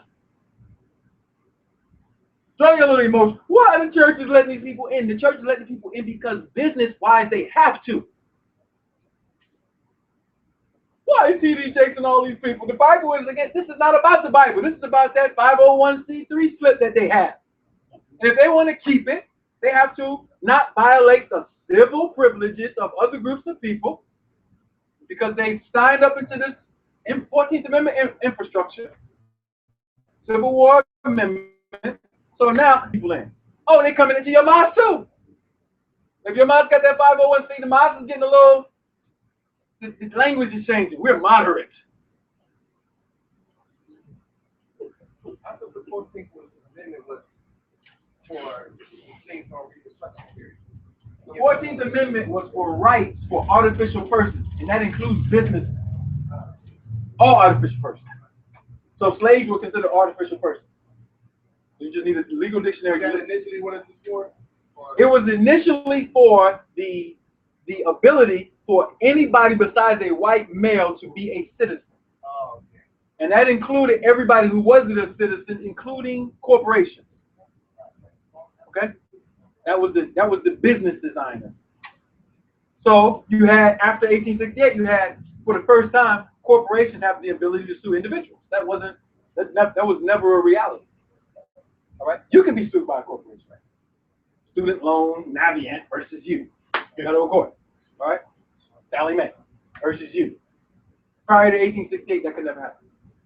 Okay, so if you understand what I'm saying, quit looking at the emotion of it. Quit looking at principles that have nothing to do with the business engagement of it. These people are being let in because they're being forced in by contractor. So now, if you have a 501c3 that is not by permission, or 501d or 501a or whatever, any type of entity, that you know how to do it through automatic exemption, or you know how to add in your indigenous rights to create the business, to not go down there. Now you can run it based on your own private enterprising guiding bylaws or whatever it is. Because now the IRS can never step in and say shut down, because the IRS doesn't open up business. IRS doesn't do anything except tax people who sign in to get taxed. That's it. So now we're talking the culture of your business, and we're talking the ability to keep your business free, and we're talking about this church being able to go and buy these items to save its constituents energy, money. These are things that we are doing right now. So you see this, we could go buy whatever we want to from Staples with that tax exemption number, and then we could take this one number and share it with 60 million people who shop at Staples. What I'm telling you is, the people who run business infrastructure know that they can help poor people become wealthier, but they don't want to. Poverty is a construct of this society, a psychological construct, a information non-awareness construct, all right, and a operative contractual construct to keep people in a certain position to be consumers. And to be consumers and have those liabilities restricts your creativity and your ideas, or the potential to invest in your ideas to make them grow, and therefore you stay subservient to a population of people who have a different set of formulas that they operate on. Dr. Allen, wouldn't it be beneficial for a business owner like this corner store, for example, to want everybody in the community to be working so we can make more money instead of them being poor? Wouldn't it be beneficial for everybody to have a little bit of money so we can all go to that grocery store so he can expand it? Wouldn't that be beneficial for that business owner? Probably not. Let me tell you why. When people get money, they usually start investing them in themselves, or people who are closer to them. So most of these business owners, you don't know them. It's not Cousin John. It's not whoever. So if you do get some money, you probably more than likely are going to get a corner store in your own neighborhood with people who look like you, start it yourself, or not even deal with them some type of way. See, the people who buy from these people, these little Arabs, these Koreans or whatever, they're in a they feel as if they're in a forced dynamic. So let's say everybody does start getting more money and wealth. What people do when they have more money and wealth is they support their own. That's why white folks are not shopping at your stuff. You got them. If they go to the cleaners, they're not going to your cleaners. They're going to the cleaners because they have one. You follow me? So when you don't have, you're forced to go to the things that are available. And when you do get more, they don't want you to get more. They want you to stay in a certain bracket. You work every day. You got something. But if you, as a group, begin to get too much, you're going to start doing for yourself. You're going to shop where your people go. You're not going to go to the Korean cleaners. You're going to go to your cleaners because you have one. You see what I'm saying? You're going to go to your Walmart because you have one. So psychologically, the capitalism that is set up based on a long study and perpetuation of the events amongst people to get outputs. And let's say all of us get more wealth, right? We get more wealth. We're going to continue to buy books from Black and Nobel. We're not going to go to Borders. Because we're aware. But your cousin who don't want to come to this meeting is going to Borders. Or whoever. Even going to Amazon. Not to say some of us don't use Amazon. But if we had the black Amazon.com. They got the package in the same time, everything the same way, same productivity. You'll be shopping at the black Amazon. It's nature. And you feel good about that. And black Amazon will have your people employed, and you understand? So what I'm saying is, we do live in a construct. The construct is based on a setup. The bodegas just don't pop up. They already know you're going to buy from them. So whoever invested, when they sat down and said, do you think that all these bodegas exist in our neighborhood out the nation by mistake? Do you think that they're not sitting and planning and saying, man, these people going to buy this stuff? Do you actually think that some of our brown brothers and sisters are not sitting and saying, like, listen, we got to set up here? They're not going out to white folks' neighborhoods to set up a bodega. Because they already had the conversation on where to set it up at. So, to answer your question, to continue on, as we get more wealth and become more informed, we don't usually invest in those same infrastructures unless they are ours. Unless we're just completely against ourselves, and sometimes we have that dynamic. All right? But the point is, most people will shop amongst their own constituency. Right? If they have it available. Right? And as we get more available to us, we have shown that we will support our own. All right, so my point is we can augment and accelerate that at levels that we haven't seen it with some very simple things. So instead of going to municipality, you come to us, we register your business, we get you an EIN. The EIN is a business number not from the IRS. It's from the Department of Treasury. The IRS slides its little name into everything the Department of Treasury is doing because it has a trust agreement with the Department of Treasury. But that trust agreement is only activated when it's dealing with subjects who don't know how to contract. So you got the Department of Treasury, which is your asset. You got the IRS, which becomes your liability. We over here dealing with the liability side. We're trying to show you asset side. So if you start our business with us, we can show you the whole dynamic so that you can do this for your church. Let's say Lil Wayne wanted to put his music label under an indigenous business. All the millions that he gets from his ministry in his pocket. So instead of being like Wesley Snipes, Lauryn Hill, and Dash, going to jail, or now Damon Dash, you owe $4 million to the state of New York, all because you need more knowledge. So you learn the white folks' business infrastructure, and look where they got you. So why don't you come, all of these great people? You don't see African Bambaataa having no tax problems because he's in our group. You follow me? And he's not giving them nothing. He's been around longer than all of them.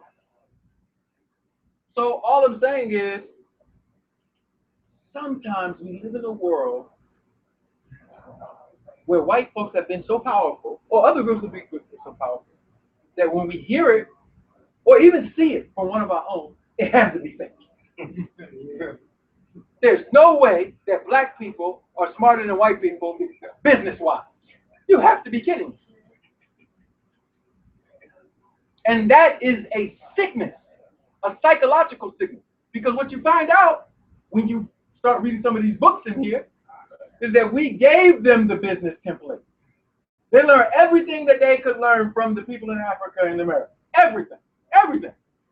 All they did was became resourceful and used it for themselves and said, well, let's figure out how to kidnap some of these niggas.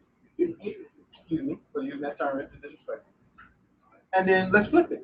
And that's what they've done. So true. Just want to be really clear. So you said that EIN numbers are received from the Department of Treasury. That's why they're free. But they put that IRS label on it. With the DOT. Right. Yep. Because the IRS has a trust relationship with the Department of Treasury. Trust. T-R-U-S-T. A trust can only be activated via a trust document. The trust documents are W-4s, W-9s, W-8 bins, you know, all these little quasi W, this, whatever. So we fill them out in a denationalized name with EIN that we don't get as exempt EIN, and now they're looking for us. That's 3 years. Where you at? You owe us the money. But if we knew how to fill it out like we fill it out, zero problem. You only activate the IRS if you want to. You follow what I'm saying? That's a hell of an option. I've been saying this for 10 years. They might lock me up. Or he has to go to jail. No way. You know, we have these feelings inside of ourselves that we are not intelligent enough, we're not good enough, we're saying something illegal, we got to be doing, if it's not mainstream. But actually what I'm saying is mainstream, it's just not being taught at your university, in your business ethics, whatever. Right? It's for families to share as inheritable information. Troy, and then come back up here. So when it comes to the Social Security number, when that's created, then it's created as a account number. But when we put it on the other forms, that's what activates it as a. I'm trying to think of how I put it. How do they make that Social Security number become taxable? Because of the way we contract? Yeah, because of the way we contract. So let's say our children start getting jobs at age 16 and they're non-national just because of those I-9 forms and things of that nature that create that. All the stuff they took, W-4 forms, all that, then they get tax taken out of their check, and then the thing starts. So had they used that Social Security number properly from the inception based upon these principles or EIN number or whatever we're using, never got caught up in the IRS. Never. Y'all hear that? And if you do get caught up, like some of us did, you just stop what you were doing. All right, but you have to learn. You stop the behavior. The behavior is when you read those principles out, we have to learn how to contract via jurisdiction. So you can set up a trust for yourself, right? Well, at least I set up a trust. And then you go set up a trust with an attorney and you do all this stuff. And you say, well, tag Ali, I set up the trust. And then the people came after me. And then they made the court took over my trust and that went administrator. I'd be like, well, since I was the one that told you to set up the trust, why didn't you come set up it with us? Why did you go to them to set it up? Because now you're still contracting via jurisdiction, but you made a domestic trust instead of a foreign estate or a foreign trust. So if someone has a child that's just working this year and they nationalize and they sign those documents before the next tax year comes, they can actually revoke that and get out of that. Am I correct? Yeah. Mm-hmm. Every year, you sign up to pay, and then next year come up. Make sure you don't sign up again. Make sure you send them a notice. Listen, I didn't fill out no W-4. Nobody signed my name for me. Nobody had power of attorney for me. Thank you. I'm done. Now I'm going to do business over here the proper way. Ali, give me one of them EINs. Can we get some business articles, some bylaws set up, whatever? If I got to fill out a W-9, I fill it out appropriately with the correct EIN, with my correct national name on it. Sign it, all rights reserved, thank you for my contract. Yeah, you can get this, you can get this, you can get this. If you got a report, when they report it to the IRS, it comes up in the business mainframe as an exempt entity because it was created from the start as an exempt entity. As opposed to LegalZoom, who's going to make you a non-exempt entity, taxable. Yeah, you can still go through business, but you're going to do it that way. We're talking about saving resources. We're talking about making something an asset. Now, all the businesses that you create are assets instead of liabilities. Especially the Social Security number, you mentioned that we invoked it improperly. So is that a trap designed for us to use it improperly? So we just like, yeah. Because there's no other purpose for this number, is there? The purpose of the number is for you to become an investor, a voluntary investor into the federal government by investing the funds. So now, when you invest the funds, what you don't know is the Social Security has nothing to do with those funds. Because those funds are held by 21 multinational corporations. That's why when you track Social Security numbers, like I can take your Social Security number, do an audit, use some software, and find out who's moving the assets on the account. JP Morgan, whoever, all these guys, they're moving the assets. because the Social Security Administration is like a cover. IRS is like a cover for these banks that are doing this. Those are just tag names. All right? Wix, Snap, those are tag names. That's JP Morgan. All right? Pico, that's a tag name. That's JP Morgan. All right? So we have to understand business infrastructure. You use subsidiaries, right? In your business. You got, let's say you got 5 subsidiaries. By the time you climb the ladder, you come to the business that's the parent company. So these little subsidiaries are not the parent company. The parent companies are the bondholders. So if we learn how to use the account appropriately, EIN account, Social Security account, or whatever, it's just an account. All right. So Amish people fill out different forms and say, we don't pay Social Security because we have our own Amish system to deal with our elderly. And the second question, I know it's a process, but I'm just curious. You mentioned that there always has to be this alternative once you get out. So I'm trying to see if there's. My question is, let's say you start dealing with the courts on the not the domestic side, that you present yourself as the international. Is that why I'm trying to go back to this whole idea why nobody thinks reparations Black people should ever get them? I'm wondering, has no one ever tried to ask for them under that umbrella, that international umbrella? Never, not that I know of. Okay. If somebody knows they can inform you, but never. It's always been the best. But even in the domestic side, on principle, something could be done, but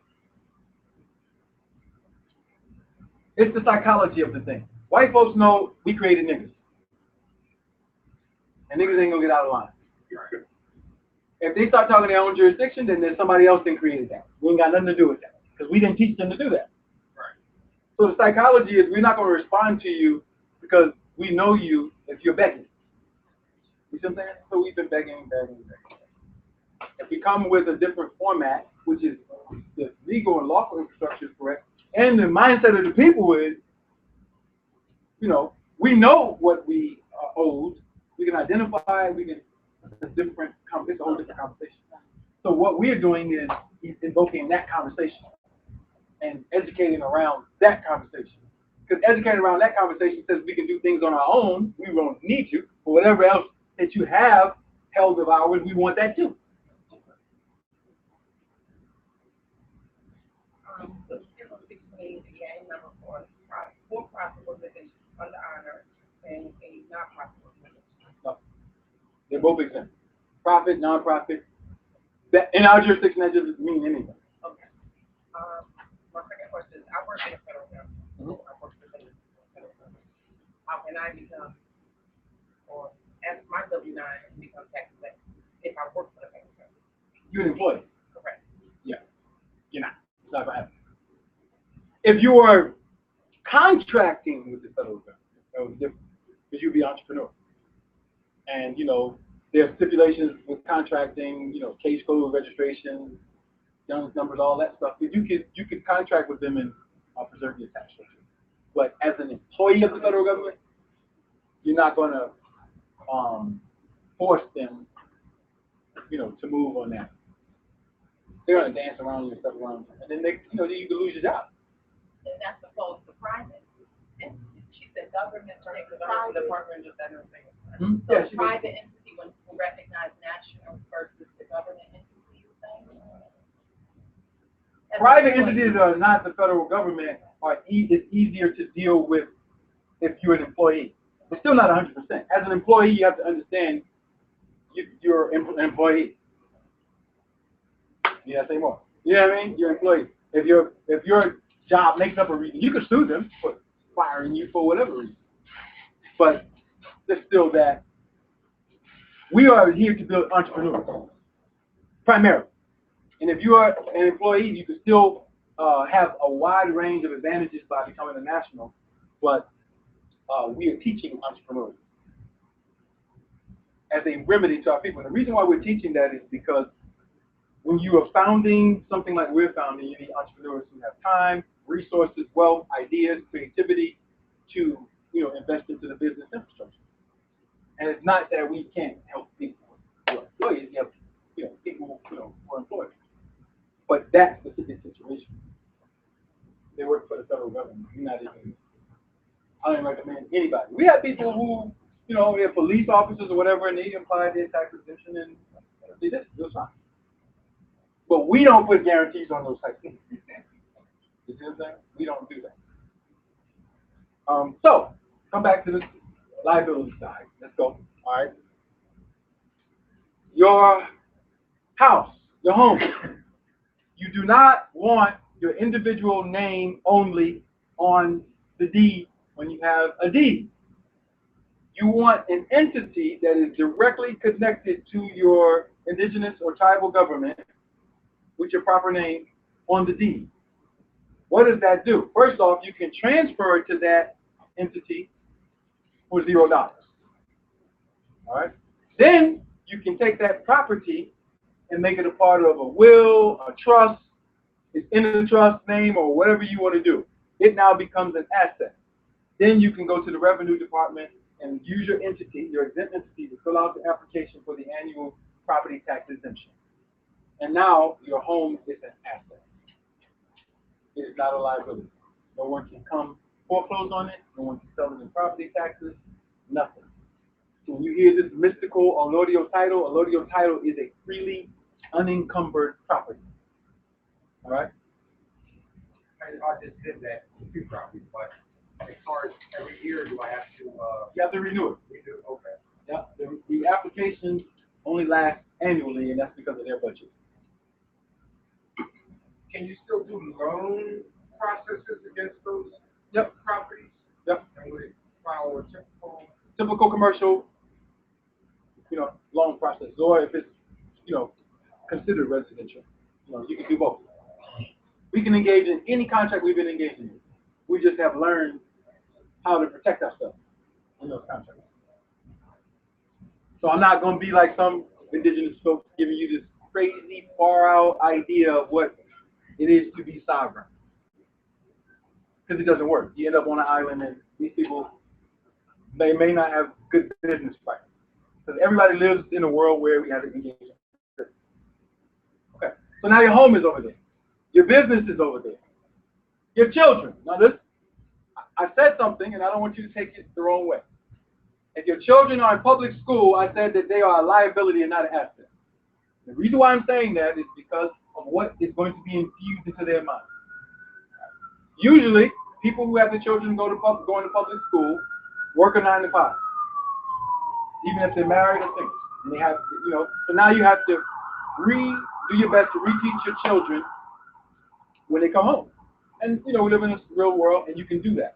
But the problem with that is, after the repeated imprints of going to school from 5 to 18, the school has outweighed you. The culture outside of the home that has not been generated and the thought is, when I go to learn, I have to leave home to learn. Because if not, I could learn at home. So when I want to listen to something that's about education, it's not at home, it's outside somewhere. As opposed to the child being comfortable to know that everything that they want to learn, they can learn from mom, dad, grandma, because everybody's in business for themselves, everybody's working, you know what I mean? Everybody can give the ideas, to help. So now we're dealing with the psychology of the child and where they put their security. So now the child becomes a liability because it's learning it's okay to be gay. It's learning Christopher Columbus discovered America. It's learning that the beginning of your history starts with slavery, with sprinkles of African kingdoms. They just give you a little sprinkle, a little Egypt, a little Mali, and then you've done. You don't know nothing about it. It's nothing. I mean, they don't learn that the richest person in world history was an African named Mansa Musa that had the equivalent of what would be a $400 billion empire. They don't learn that. And then how did he amass such wealth? You see what I'm saying? They don't learn that. They learn about whoever. Or something crazy. So now we're saying that now if you can't control the educational process of your child becomes a liability. Then you give your child instruments that warrant third parties to investigate you, all right? DHS, or whatever. I change the child's diet. They go to public school. Oh, they don't eat that. They don't eat that. Oh, I don't eat that. My mom said that. Oh, your nutrition is terrible. You need to get the nurse calls. Now, DHS and the nurse is, circle up against you with the principal and everybody else because you sent your child to this institution. And they want to know, where are you getting this information from? You're starving your child. Then while they take the child for a few days, child never been sick, the child gets sick. See, child sick. Because they start feeding them things that's different. Now you're in a court battle over what came through you in creation. Follow me? So now we're raising children that, listen, they don't want to hear it. You know why they don't want to hear it? Because y'all ain't got nothing. You talking about T.I. and Weezy. Weezy drive this. So now they into materialism because they weren't taught the culture. And then by being deprived of something, it's easy to bling something into somebody's face, especially when they are not mature. So now they don't want to hear what you got to say. Now you got this divide in the home. And the orchestration of this started with the institution of the public school system, which came in the 20th century. The purpose of the public school system was to make the child a ward of the state, period. Carnegie Foundation, Rothschild, all of those, that was their agenda. And people have done some really good research on those particular things. So now we have to figure out how to have private accommodations for schools, homeschooling, and mothers and fathers that can have their children at home primarily and enjoy being at home. Not just because they got an iPhone and they stay in a device all day. They got a tablet and an iPhone, they don't need to talk. Nobody sits at the table and has dinner and talks and communicates. You know what I mean? They got Xbox One, they got the iPhone, they got the tablet. Mom and daddy, sister and brother, right there.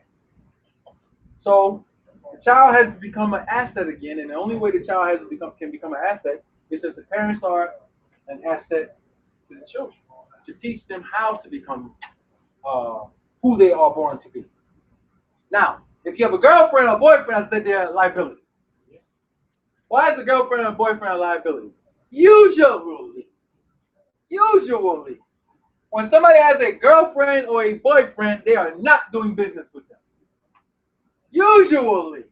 The thing by having a girlfriend or boyfriend is having a good time, which means the preponderance of your activity surrounds going to movies, going to restaurants, going to clubs, going on a vacation, going somewhere to have some fun. And it's not fun to talk about businesses, the future of children, what institutions they're going to go to, all these other things that are wealth building. Where you can say, oh yeah, that's my partner, we have 3 businesses together. I help her, she helps, whatever. So now, you can see where our attention is at. It's not that we shouldn't be doing those leisure things. But we're doing the leisure things, and, we live in check to check. That's not good. That's not good business plan. So now, you need to be in a stable relationship. This society teaches groups of people to be against marriage or union. And because they're not teaching the science of mating, the art and science of mating, we're making bad choices based on dysfunctional choices based on a dysfunctional set of values. He's 6'3". Oh, look at her. Everything is an urge, a preliminary urge. You know what happens to urges, right? They go away. You ever been hungry? You ate, now you don't want to eat no more. So they go do that, they have a taste, and they're like, well, I'm going to my next meal. Right? Right. So now, the reason why marriage is so powerful is because you have a contract, covenant between 2 people to operate as partners, or multiple parties, as we talked about, to operate as a unit to carry out some objectives. So now we have to look at the socialization of loose dealings with each other. All right? Because that creates poverty. Single fathers, single mothers creates poverty. Because now the two are apart. They created something together. They don't do business together. So now they have liabilities. And children become bills, and which stresses you out. You stress, what happens? The greatest thing that you can offer for the economy is shut down, which is ideas. Economy is moved by ideas. If you have student loan debt, mortgage debt, car payment debt, regular utility bill debt, child support debt, this debt, you stress out. So your idea of creativity is to roll the blunt. The shot glass. Something, ayahuasca. Give me something, brother. I need to relieve this stress. So now the creativity is shut down. That's right. So now when the creativity is shut down, your purpose for being here is shut down. And now you have to go work the job because the ingenuity and the light for why you're here is not being turned on. For you to run a business with that idea, multiple businesses, patents, whatever, inventions, whatever, singing, writing, paint, art, whatever you are here to do, it's shut down. You don't got time to do it. You just got to get this money. You end up 65, not accentuating your power and working other people's ideas. So, check this out. Let's go to this liability section for a minute. Check this out. These are liabilities we have, right? See, this economic Bible is powerful. You can get it at blackandnobel.com. We'll have hard copies next week. We'll have it at the amount. But check it out. It's powerful, and I'm gonna be done in about 5 minutes. It's powerful because now we got all the things that we studied over all this time to show you what's correct and what's not. You get a traffic ticket, a parking ticket, right? What you don't know, and now you're going to know, is that in every county, let's take this Philadelphia County, all of the indictments and accusations of crime is supposed to come from Seth Williams' office, district attorney. If it doesn't come from his office, it is not a lawful or legal indictment in Philadelphia County. That's the purpose of having a district attorney. So now, traffic court gives you a ticket. Philadelphia Parking Authority gives you a ticket. You go to court, and court, according to the Constitution, has parties. You have the prosecuting party with the witnesses. You have the respondent with defendants, and you have the judge. This is the party representing the witness for the injury. This is the party that's defending itself, constitutional right to defend itself. That's the party that's supposed to be the neutral third party to adjudicate over the matter for the benefit of the national who is being accused or the witness who's being injured. Wait, traffic court, parking court, you got a hearing examiner who's not even a judge. You ever been to Philadelphia Parking Authority? They take you in a room like, okay, what you want to do? Tell me what I want to do. Where's Seth Williams' office? Is there? Where's what? Seth Williams. They have nothing to do with that. We're the Philadelphia Parking Authority. Oh, you go to traffic court. It's the judge, you, talking to you. You got money to put down? You guilty or not guilty? What you gonna do? Are you the prosecutor? It's a conflict of interest. So, make it simple. We have the simple letter in the book. Read it to the prosecutor's office. I'm writing to inquire about an indictment or prosecution under the case number. Give me the ticket number. Please send me any information on whether this case exists or if there exists any prosecution under this number, I should say from, excuse the typo, from your office. If there is not, please certify so and forward verification to me pursuant to the Freedom of Information. That's a sample letter that you. If he sends back to the so we don't have any record of that. That means that somebody is issuing fraudulent indictments in your county.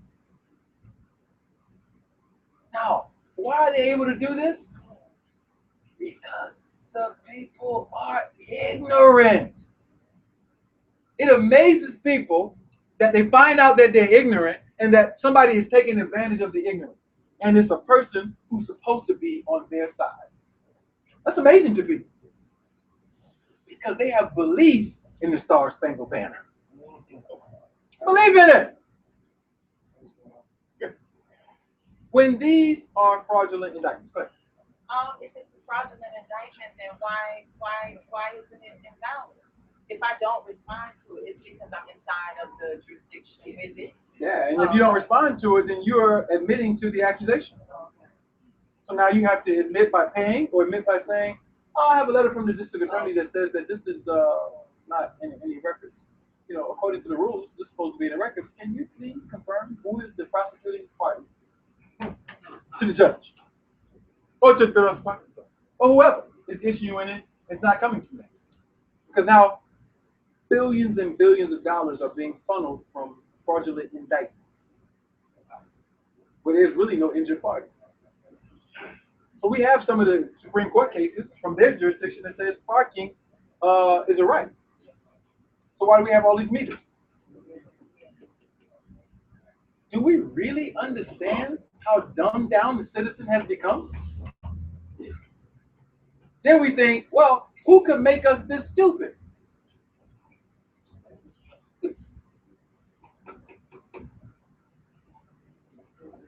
So, regardless of the level of amazement, we're showing you the basic remedy. So you would draft an affidavit that looks like this. Now, if you're a national, you could do this. This is the beautiful part. National, you could do this. You could add a whole bunch of stuff on it. All right? This is the whole one. But this is for the state of New York. Now, look at that. Look at what I have, the defendant. As the defendant, I have the case number, the account number, this is for tickets, the QSIP number. Why am I putting the QSIP number? Because all of these parties are hidden and blind parties to the ticket. When you pay a ticket to the Philadelphia Traffic Court, the money doesn't go to the traffic court, it doesn't go to the city of Philadelphia. In Philadelphia, it goes to Wells Fargo, who is the loan and transfer agent. All right. Well, parking tickets, Xerox, and that is Xerox is actually an affiliate of the Xerox, that's a student loan company. Okay. So that's a subsidiary. You got all these parties here. All right. So what was the result of this case?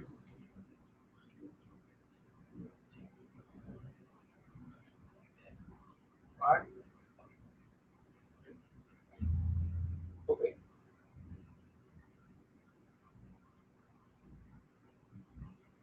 All right, so you can see Menage Bay right there. You have Menage Bay, same thing. The result of the ticket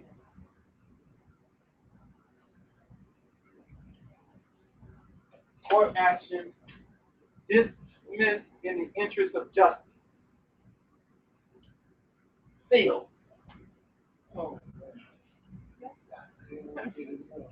this is a result of people knowing what to do and thousands of people not knowing what to do. But Page 4, for those that are members of the Aboriginal, would that information as to the other bondholders and other corporations be the same in check effective? no, they do. All right, so here you have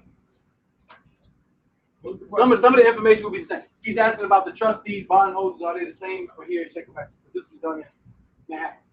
So instead of Bank of New York Mellon, here will be Wells Fargo. You will still have the DTC. All right. You will still have New York Stock Exchange Euronext, which is actually Seed and Company. That's the real name, Seed and Company. All right. Then you have a different city. You have the city of Philadelphia. Agent. Agent is here. No boroughs here, and you would just have to find the QSIP number off the general obligation fund. for the year of the ticket. If the tickets are being issued in 2015, there should be a current general obligation bond for 2015 at the Revenue Department's online website. Or you can Google general obligation bond, City of Philadelphia 2015.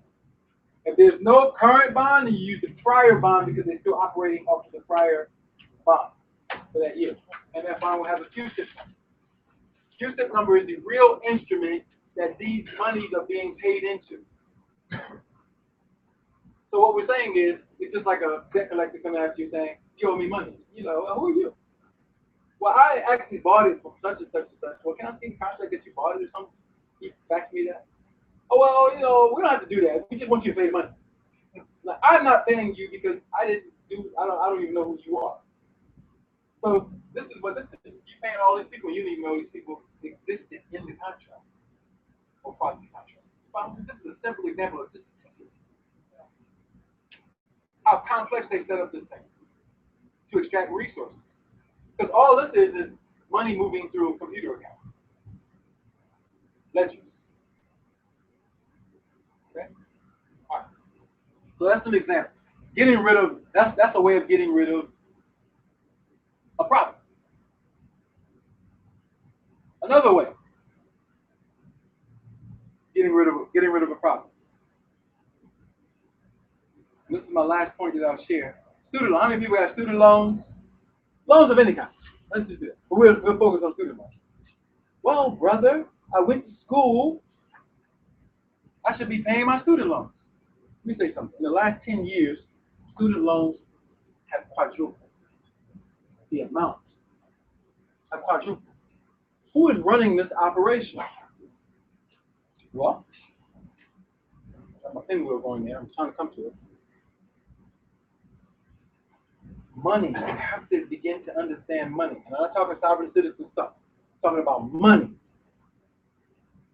You have a loan for Sallie Mae, which is Navient,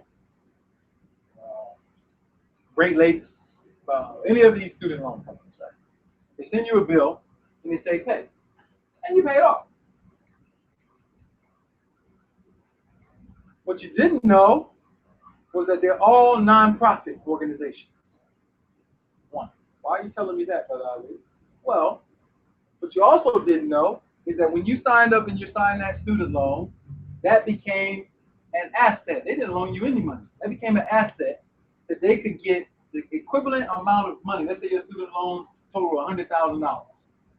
They could get investors to invest $100,000 on that note that now monetizes and becomes an asset.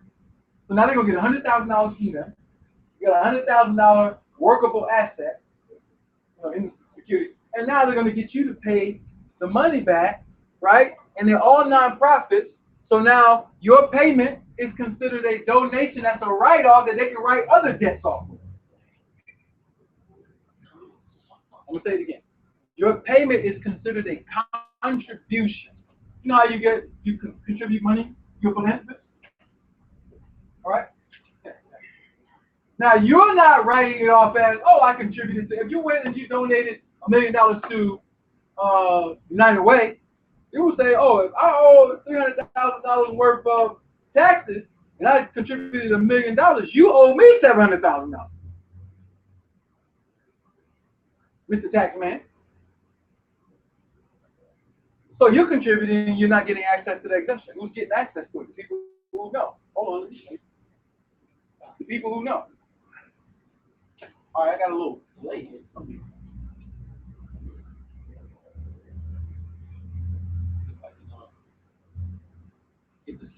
So what I want to show you is the fact that there's one company that owns all the student loan companies. It's a tax-exempt entity, and it's making billions and billions of dollars. Matter of fact, Sallie Mae, which got his charter revoked, his federal charter was revoked in 2004. They're not even supposed to be putting their name on paperwork to send you a bill. That's why they created Navient. But they're still doing $300 billion a year in student loans. And that's a $300 billion write-off to the IRS. Plus $300 billion of investment on the other side.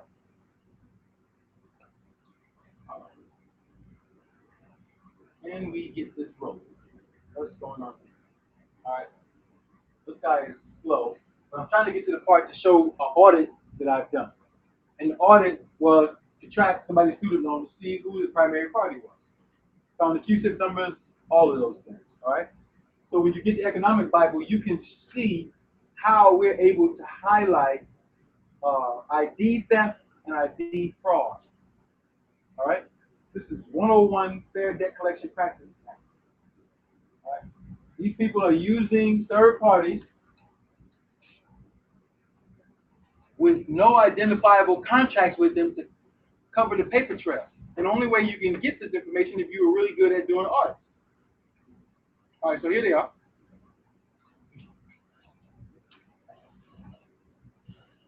So we have a whole section on getting rid of student loans.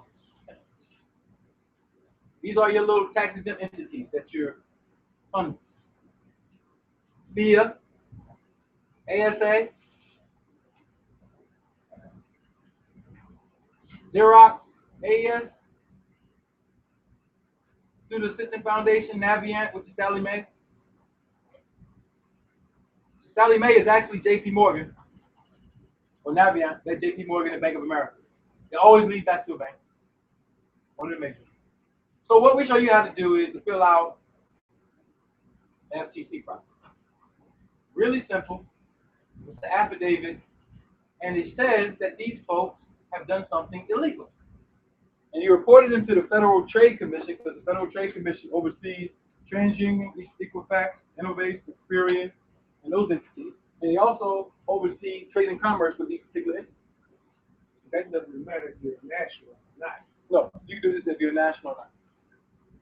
It will be advantageous to do it as a national because once you get into judicial things, you want to be able to get the proper assistance if it ever comes to that. But if you're not a national, you can still do this. You know, we do this for non-national law. All right, so you fill out this information and you send it into the FTC. Then you can get an audit done. All student loan companies in the United States of America are under this entity. Brazos Higher Education Service Corporation. This is a nonprofit out of Texas that is collecting all of the funds for your student loans across the nation. So this is who Sallie Mae really is. All right. Actually, again, working with J.P. Morgan, because Brazos is a subsidiary. But this is the master entity that they use. All right. So we do audits and we do FTC process. And why are we doing that? We're saying that these people have committed a crime based on the administrative rule, based on the Fair Debt Collection Practices Act. I'll give you an example of what type of criminal activity. This is criminal. This is what we send them to scare them. You know how they send you a bill to scare you? You better pay this bill or we're going to garnish you. This is what we do to them.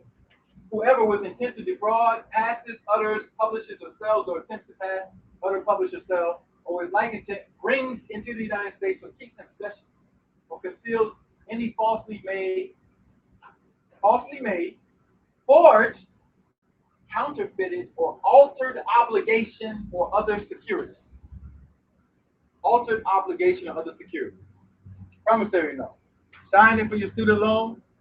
They take it. The board of directors has a business that they're going to do with. They endorse it and they turn it into money without your permission. It becomes an asset when they said that they were a lender. That's the chain of fraud at the beginning. So we go through the Fair Debt Collection Practices Act. And we give you all the addresses of everybody, phone numbers of everybody, and we give you the basic affidavits to go about removing these particular things. And they get off. This is them trying to charge me $43,000. I was on scholarship. I only took out one loan for $2,500. And 11 years after I was done with undergrad, they tried to send me a split up bill of $43,000 from the U.S. Department of Education. I used the FTC, and in this one I used statute of limitations. This is me right there. Same loans that say deleted. See that? I have a blown up version of it. Deleted. you're not supposed to be able to delete student loans. You can delete student loans through administrative processes and Chapter 7, no asset discharges. Chapter 7 is bankruptcy. If you ever have to file that, you come down. In advanced economics, which I don't get into, we can create the entities to allow for you to discharge the student loans through instruments. So these are the people who are over your money. Look at these guys. You got $4 million from the people. All right. Sallie Mae. I wanted to show you something about Sallie Mae, though I forgot why I was doing that.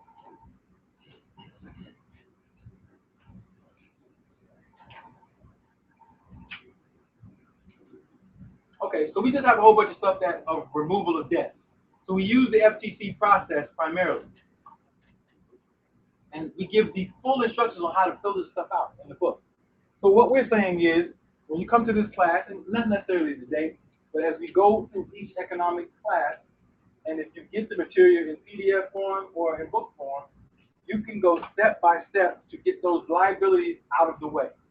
All of the debt that you have and all of the stuff, you can flush that off. The mortgage, get rid of all of that, all right? And start making all of those things assets. Because one thing that I do know, I learned this from my own life. If you get rid of all your debt, you have time. And if you're an entrepreneur or you have a pretty decent job, you can begin to explore doing the things that you want to do. That's where the wealth building comes in at. Wealth building is innate in you. I can't tell you how to build wealth. I can give you some ideas. I can give you some ideas that are already seeded, but you're going to have to learn how to build wealth. You have to do that by getting rid of all of this debt. If you get rid of all of the debt, you have a place to stay, then you're good. Okay, now I got a home for myself. No debt, zero. No encumbrances. Now I'm over here and I'm good. What idea do I want to bring into it? Let me get with some sisters and brothers. Let's get some assets. Let's invest some money into it. And let's make it happen. Really quickly, it's the mortgage. You have to pay for the property once you discharge the mortgage. Property yours. The land, the boundaries? Yes. Well, that's all based on what's described in the deed. So whatever the parameters are in the deed, that would be what you own. And the improvement upon the ground, which is the actual real estate. So every instrument has a description of the meets and bounds. That you have. So from the meet and bound of your thing, as that's my land now, all the way up to the actual infrastructure, which is the home. You know what I mean? If you once you discharge the mortgage, that contract. Yeah. That Mortgage gone and property tax gone. Right. Both have to be gone and to be fully unencumbered. If you get the mortgage, you still got property tax, you got to pay it. Right. If you don't pay them, then you don't come take it. But if those you handle both of those things, even You have nothing. Nothing. Yeah, nobody can come after you. And then if it's under a trust, somebody can say, well, you owe me personal money, I'm coming after your property. What property? I don't know what you're talking about. So there's a whole system of how to hide assets, which is another conversation. You're not having.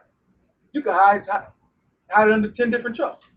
$10 million, $20 million worth of stuff. And they come and ask you, well, you got to go talk to my trustee because I don't have nothing to do with that. But you know how they are. Mitt Romney's trustee is his boy from college. His name is on there as a beneficiary, but he got trustees running his stuff under trust that are now exempt from execution because of a private claim on him. All right, Donald Trump does it all the time. He'll take 4 of his businesses, do a Chapter 11 bankruptcy. Everything else he owns is over here under all these different entities. So yeah, you want to unencumber the home, and then you want to own the home. And you want to be able to hide your ownership. And that's the part of economics as we deal with capitalism, because now you can keep parasites off of you and continue on your ideas. You see what I'm saying? So we had ideas. Aboriginal Medical Association is an idea. The Honor Aboriginal Law Firm, idea. All right? Indigenous Land Investment, idea. We have a project coming up for Aboriginal Village and Agricultural for 2016. Another idea. These are just ideas. All right? We have to make those ideas functional, popular, and make people want to do them. All right? We started this year doing our first patent. People are doing patents now inside of our society for things that they actually own. We have a sister who has a multi-million-dollar idea that she's going to get paid for just a few months. But we did our own Aboriginal patent, all right? We set up the schematic for her. She hired people to draw the designs for her, and then she found somebody who wants to buy it for a very large sum of money. So now what's the difference between that and Lewis Latimer? His family is not getting paid off of the AC electrical system. Whoever, what's the European name he worked for? Edison.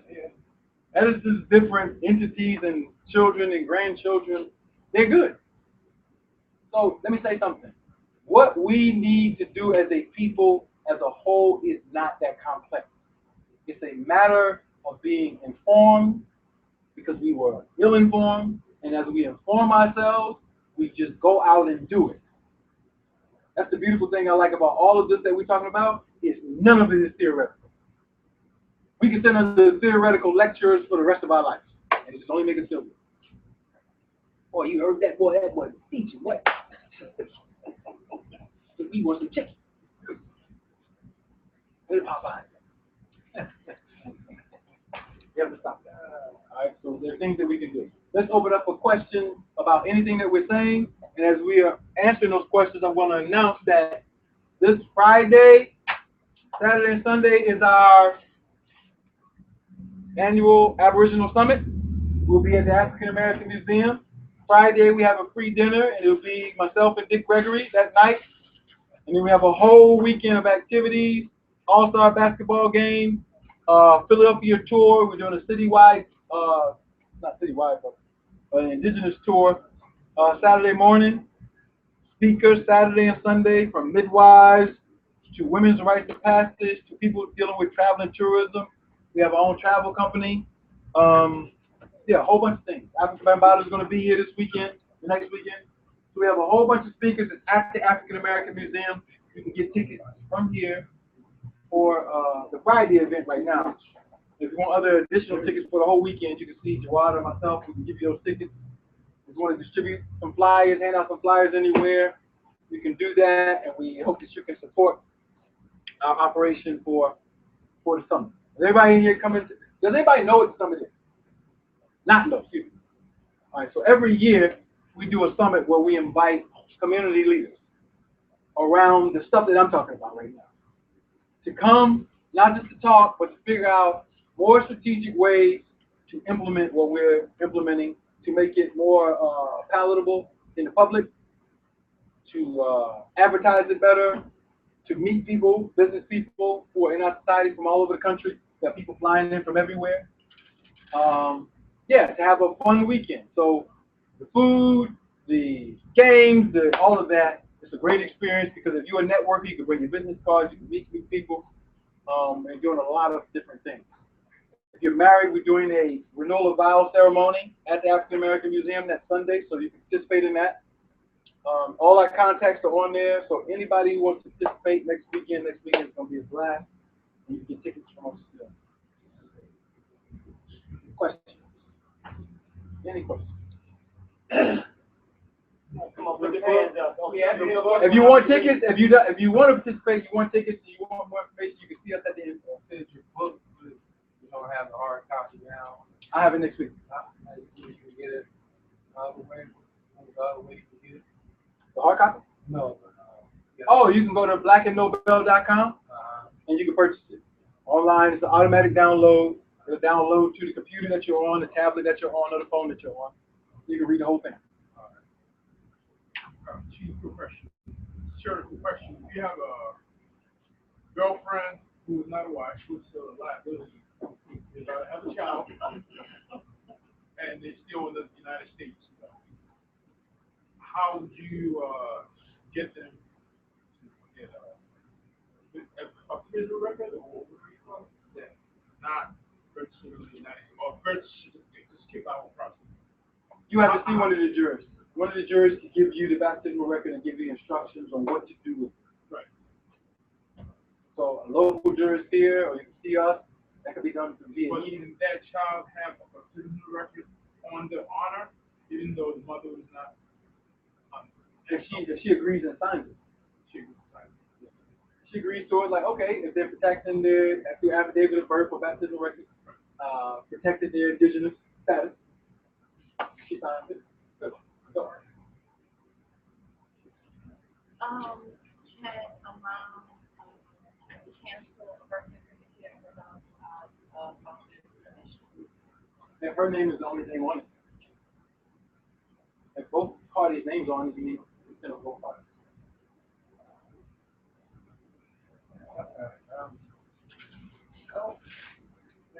It's just the background here.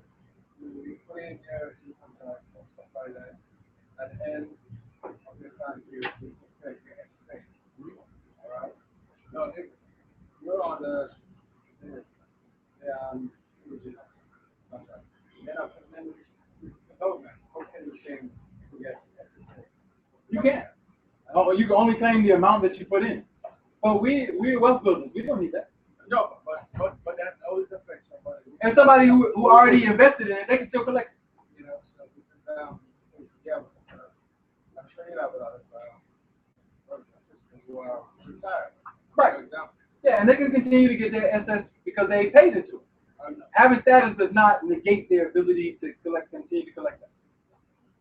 Yeah. If you put your money into something, you do a name correction or do that, you still have rights to all of that, and we have people who would know. No, that's the one side. The younger ones, if they get into this, that later on in life, if they recommend every time, like, they can't collect.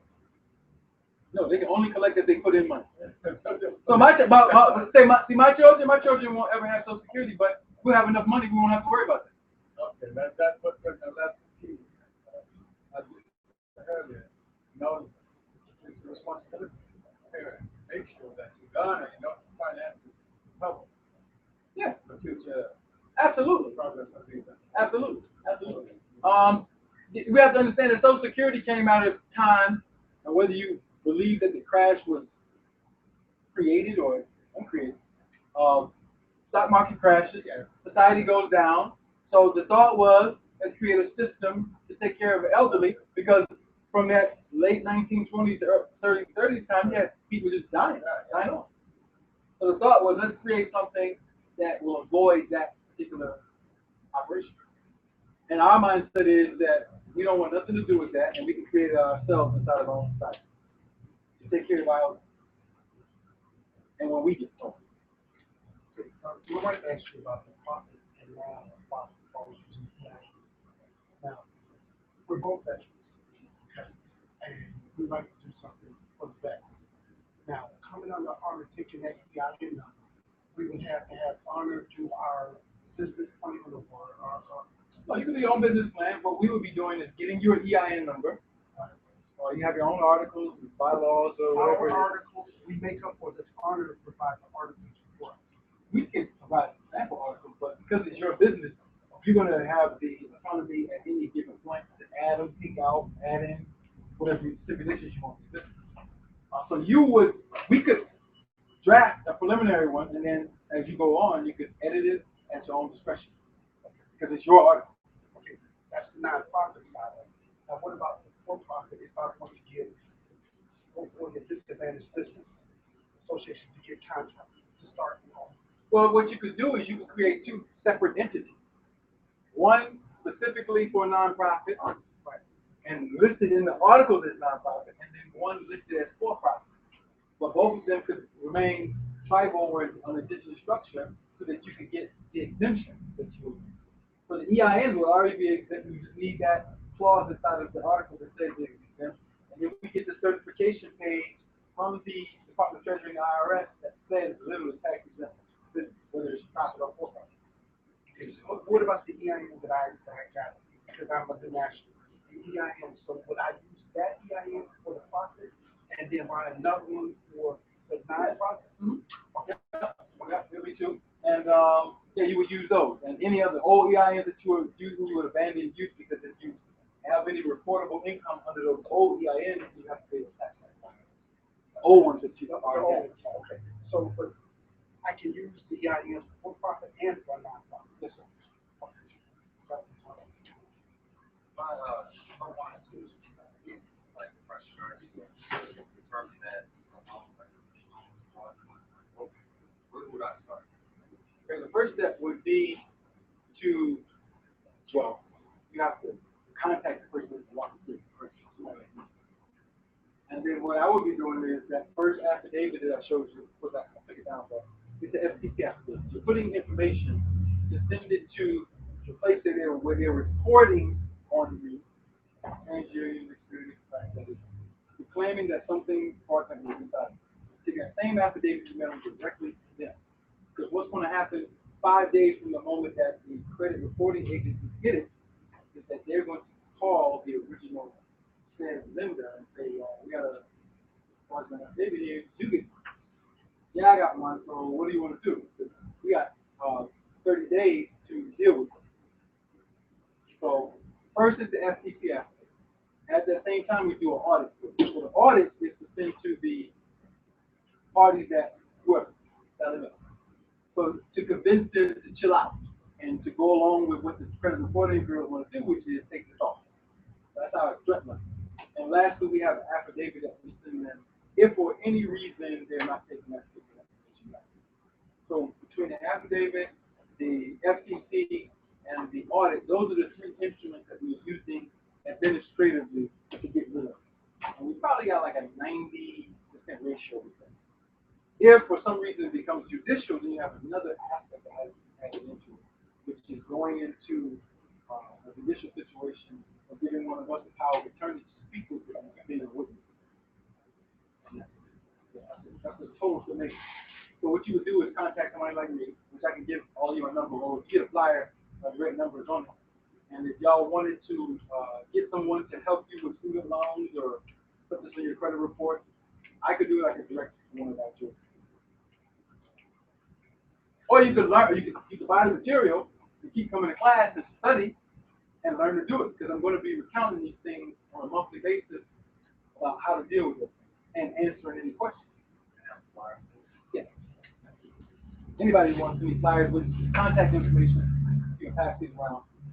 To buy the material, let's start with, as far as buying the material. You can go to Black and Nobel and download the thing I told you to download, or you can buy the hard copy of the book. That'll be here. I have one last question.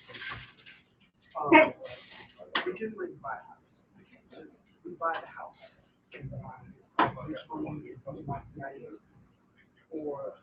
Well, you're still going to have to go through some documents where you use your Social Security number. So if you haven't changed that over yet, you use the name that you have on the Social Security number. Well, right now I changed that. It's not what I want to buy.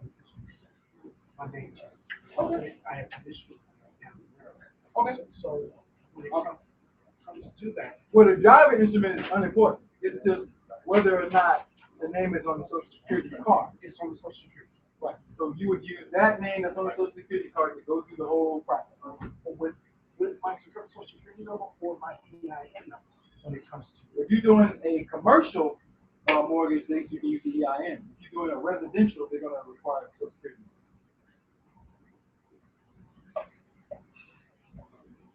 Deep breath. What happened?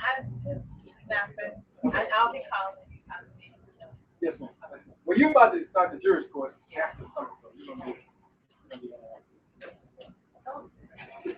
Oh, that is not how we get to juris.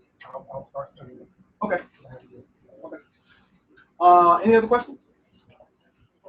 All right, for the nationals who have their business accounts, bank accounts,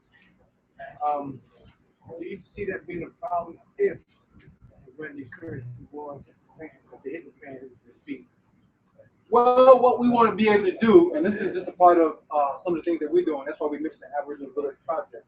You want to, as much as possible, if you have, especially if you have larger sums of money, or group money, move it into hard assets. Land, gold, institutions. Because now, if you ever need more capital and if it's still operating, you can use the real estate, land, or hard capital to get access to paper money at any time you want to. But if you get locked into the grid paper money and something happens, there's no hard asset. You see what I'm saying? So our objective is to get as much hard assets as possible that's going to make money for us. Whether it's land with water on it or whatever, or gold and silver and the currency aspect, real estate, you name it. Okay, but that's not in effect yet, or it's in effect? Which part? The village. Not yet. Not yet. No, we're going to make the purchase in October. And then first aspect will be the health model. So we'll have facilities on deck where people can come and stay to get, to get better. Or just to get the, the nutrition and the proper training to stay healthy. So there'll be exercise dynamic to it, agricultural dynamic, nutrition, that kind of thing. And then other more advanced modalities like, magnetic mattresses. We'll be distributing those and we'll have those there. A magnetic mattress is something to recalibrate the energy fields in the cell. That's another way of healing by sleeping every night on it. It can retune areas in your body that are out of tune. And of course, here's north. There you go. Yep. Head pointing north for males. Okay. Head pointing south for females. That's a way to angle your bed in your home to get a better recharge.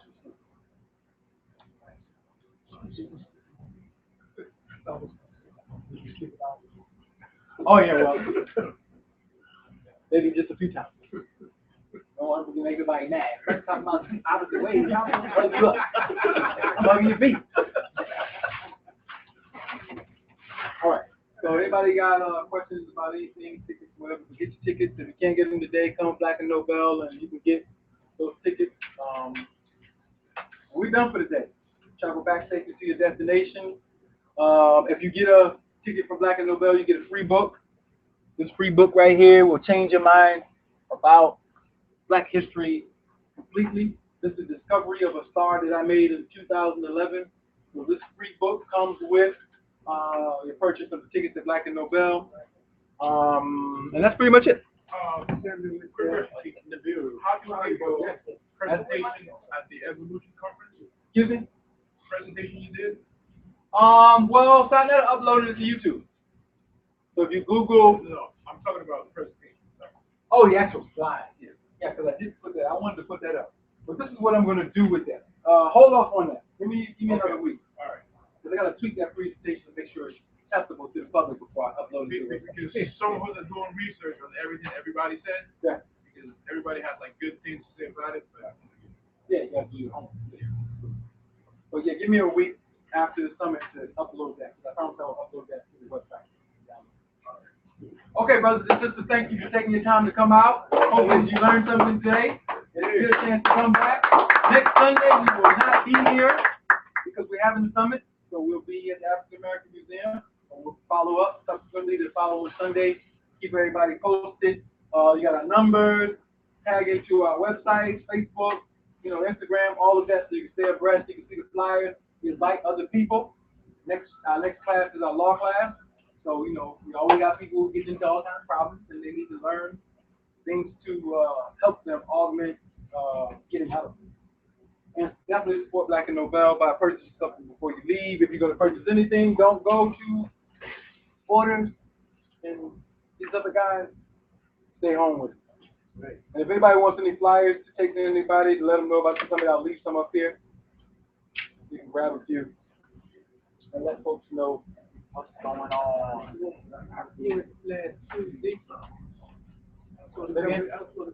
Oh, to get the what's the name? Yeah. You know what? I got the herbs in too. I just gotta make them up. I'll have some. Let's see.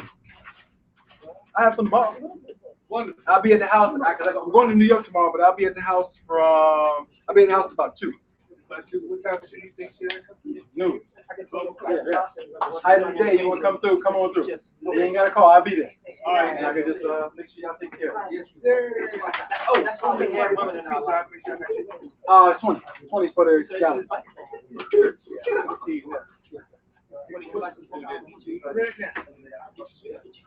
Thank you. Oh, thank you, sister. I appreciate you. Coming all the way down to get some wisdom. You gonna be at Summit? Yes, I'll be there. And you get to take my food. I get to take some of my food at Summit. Where? Oh.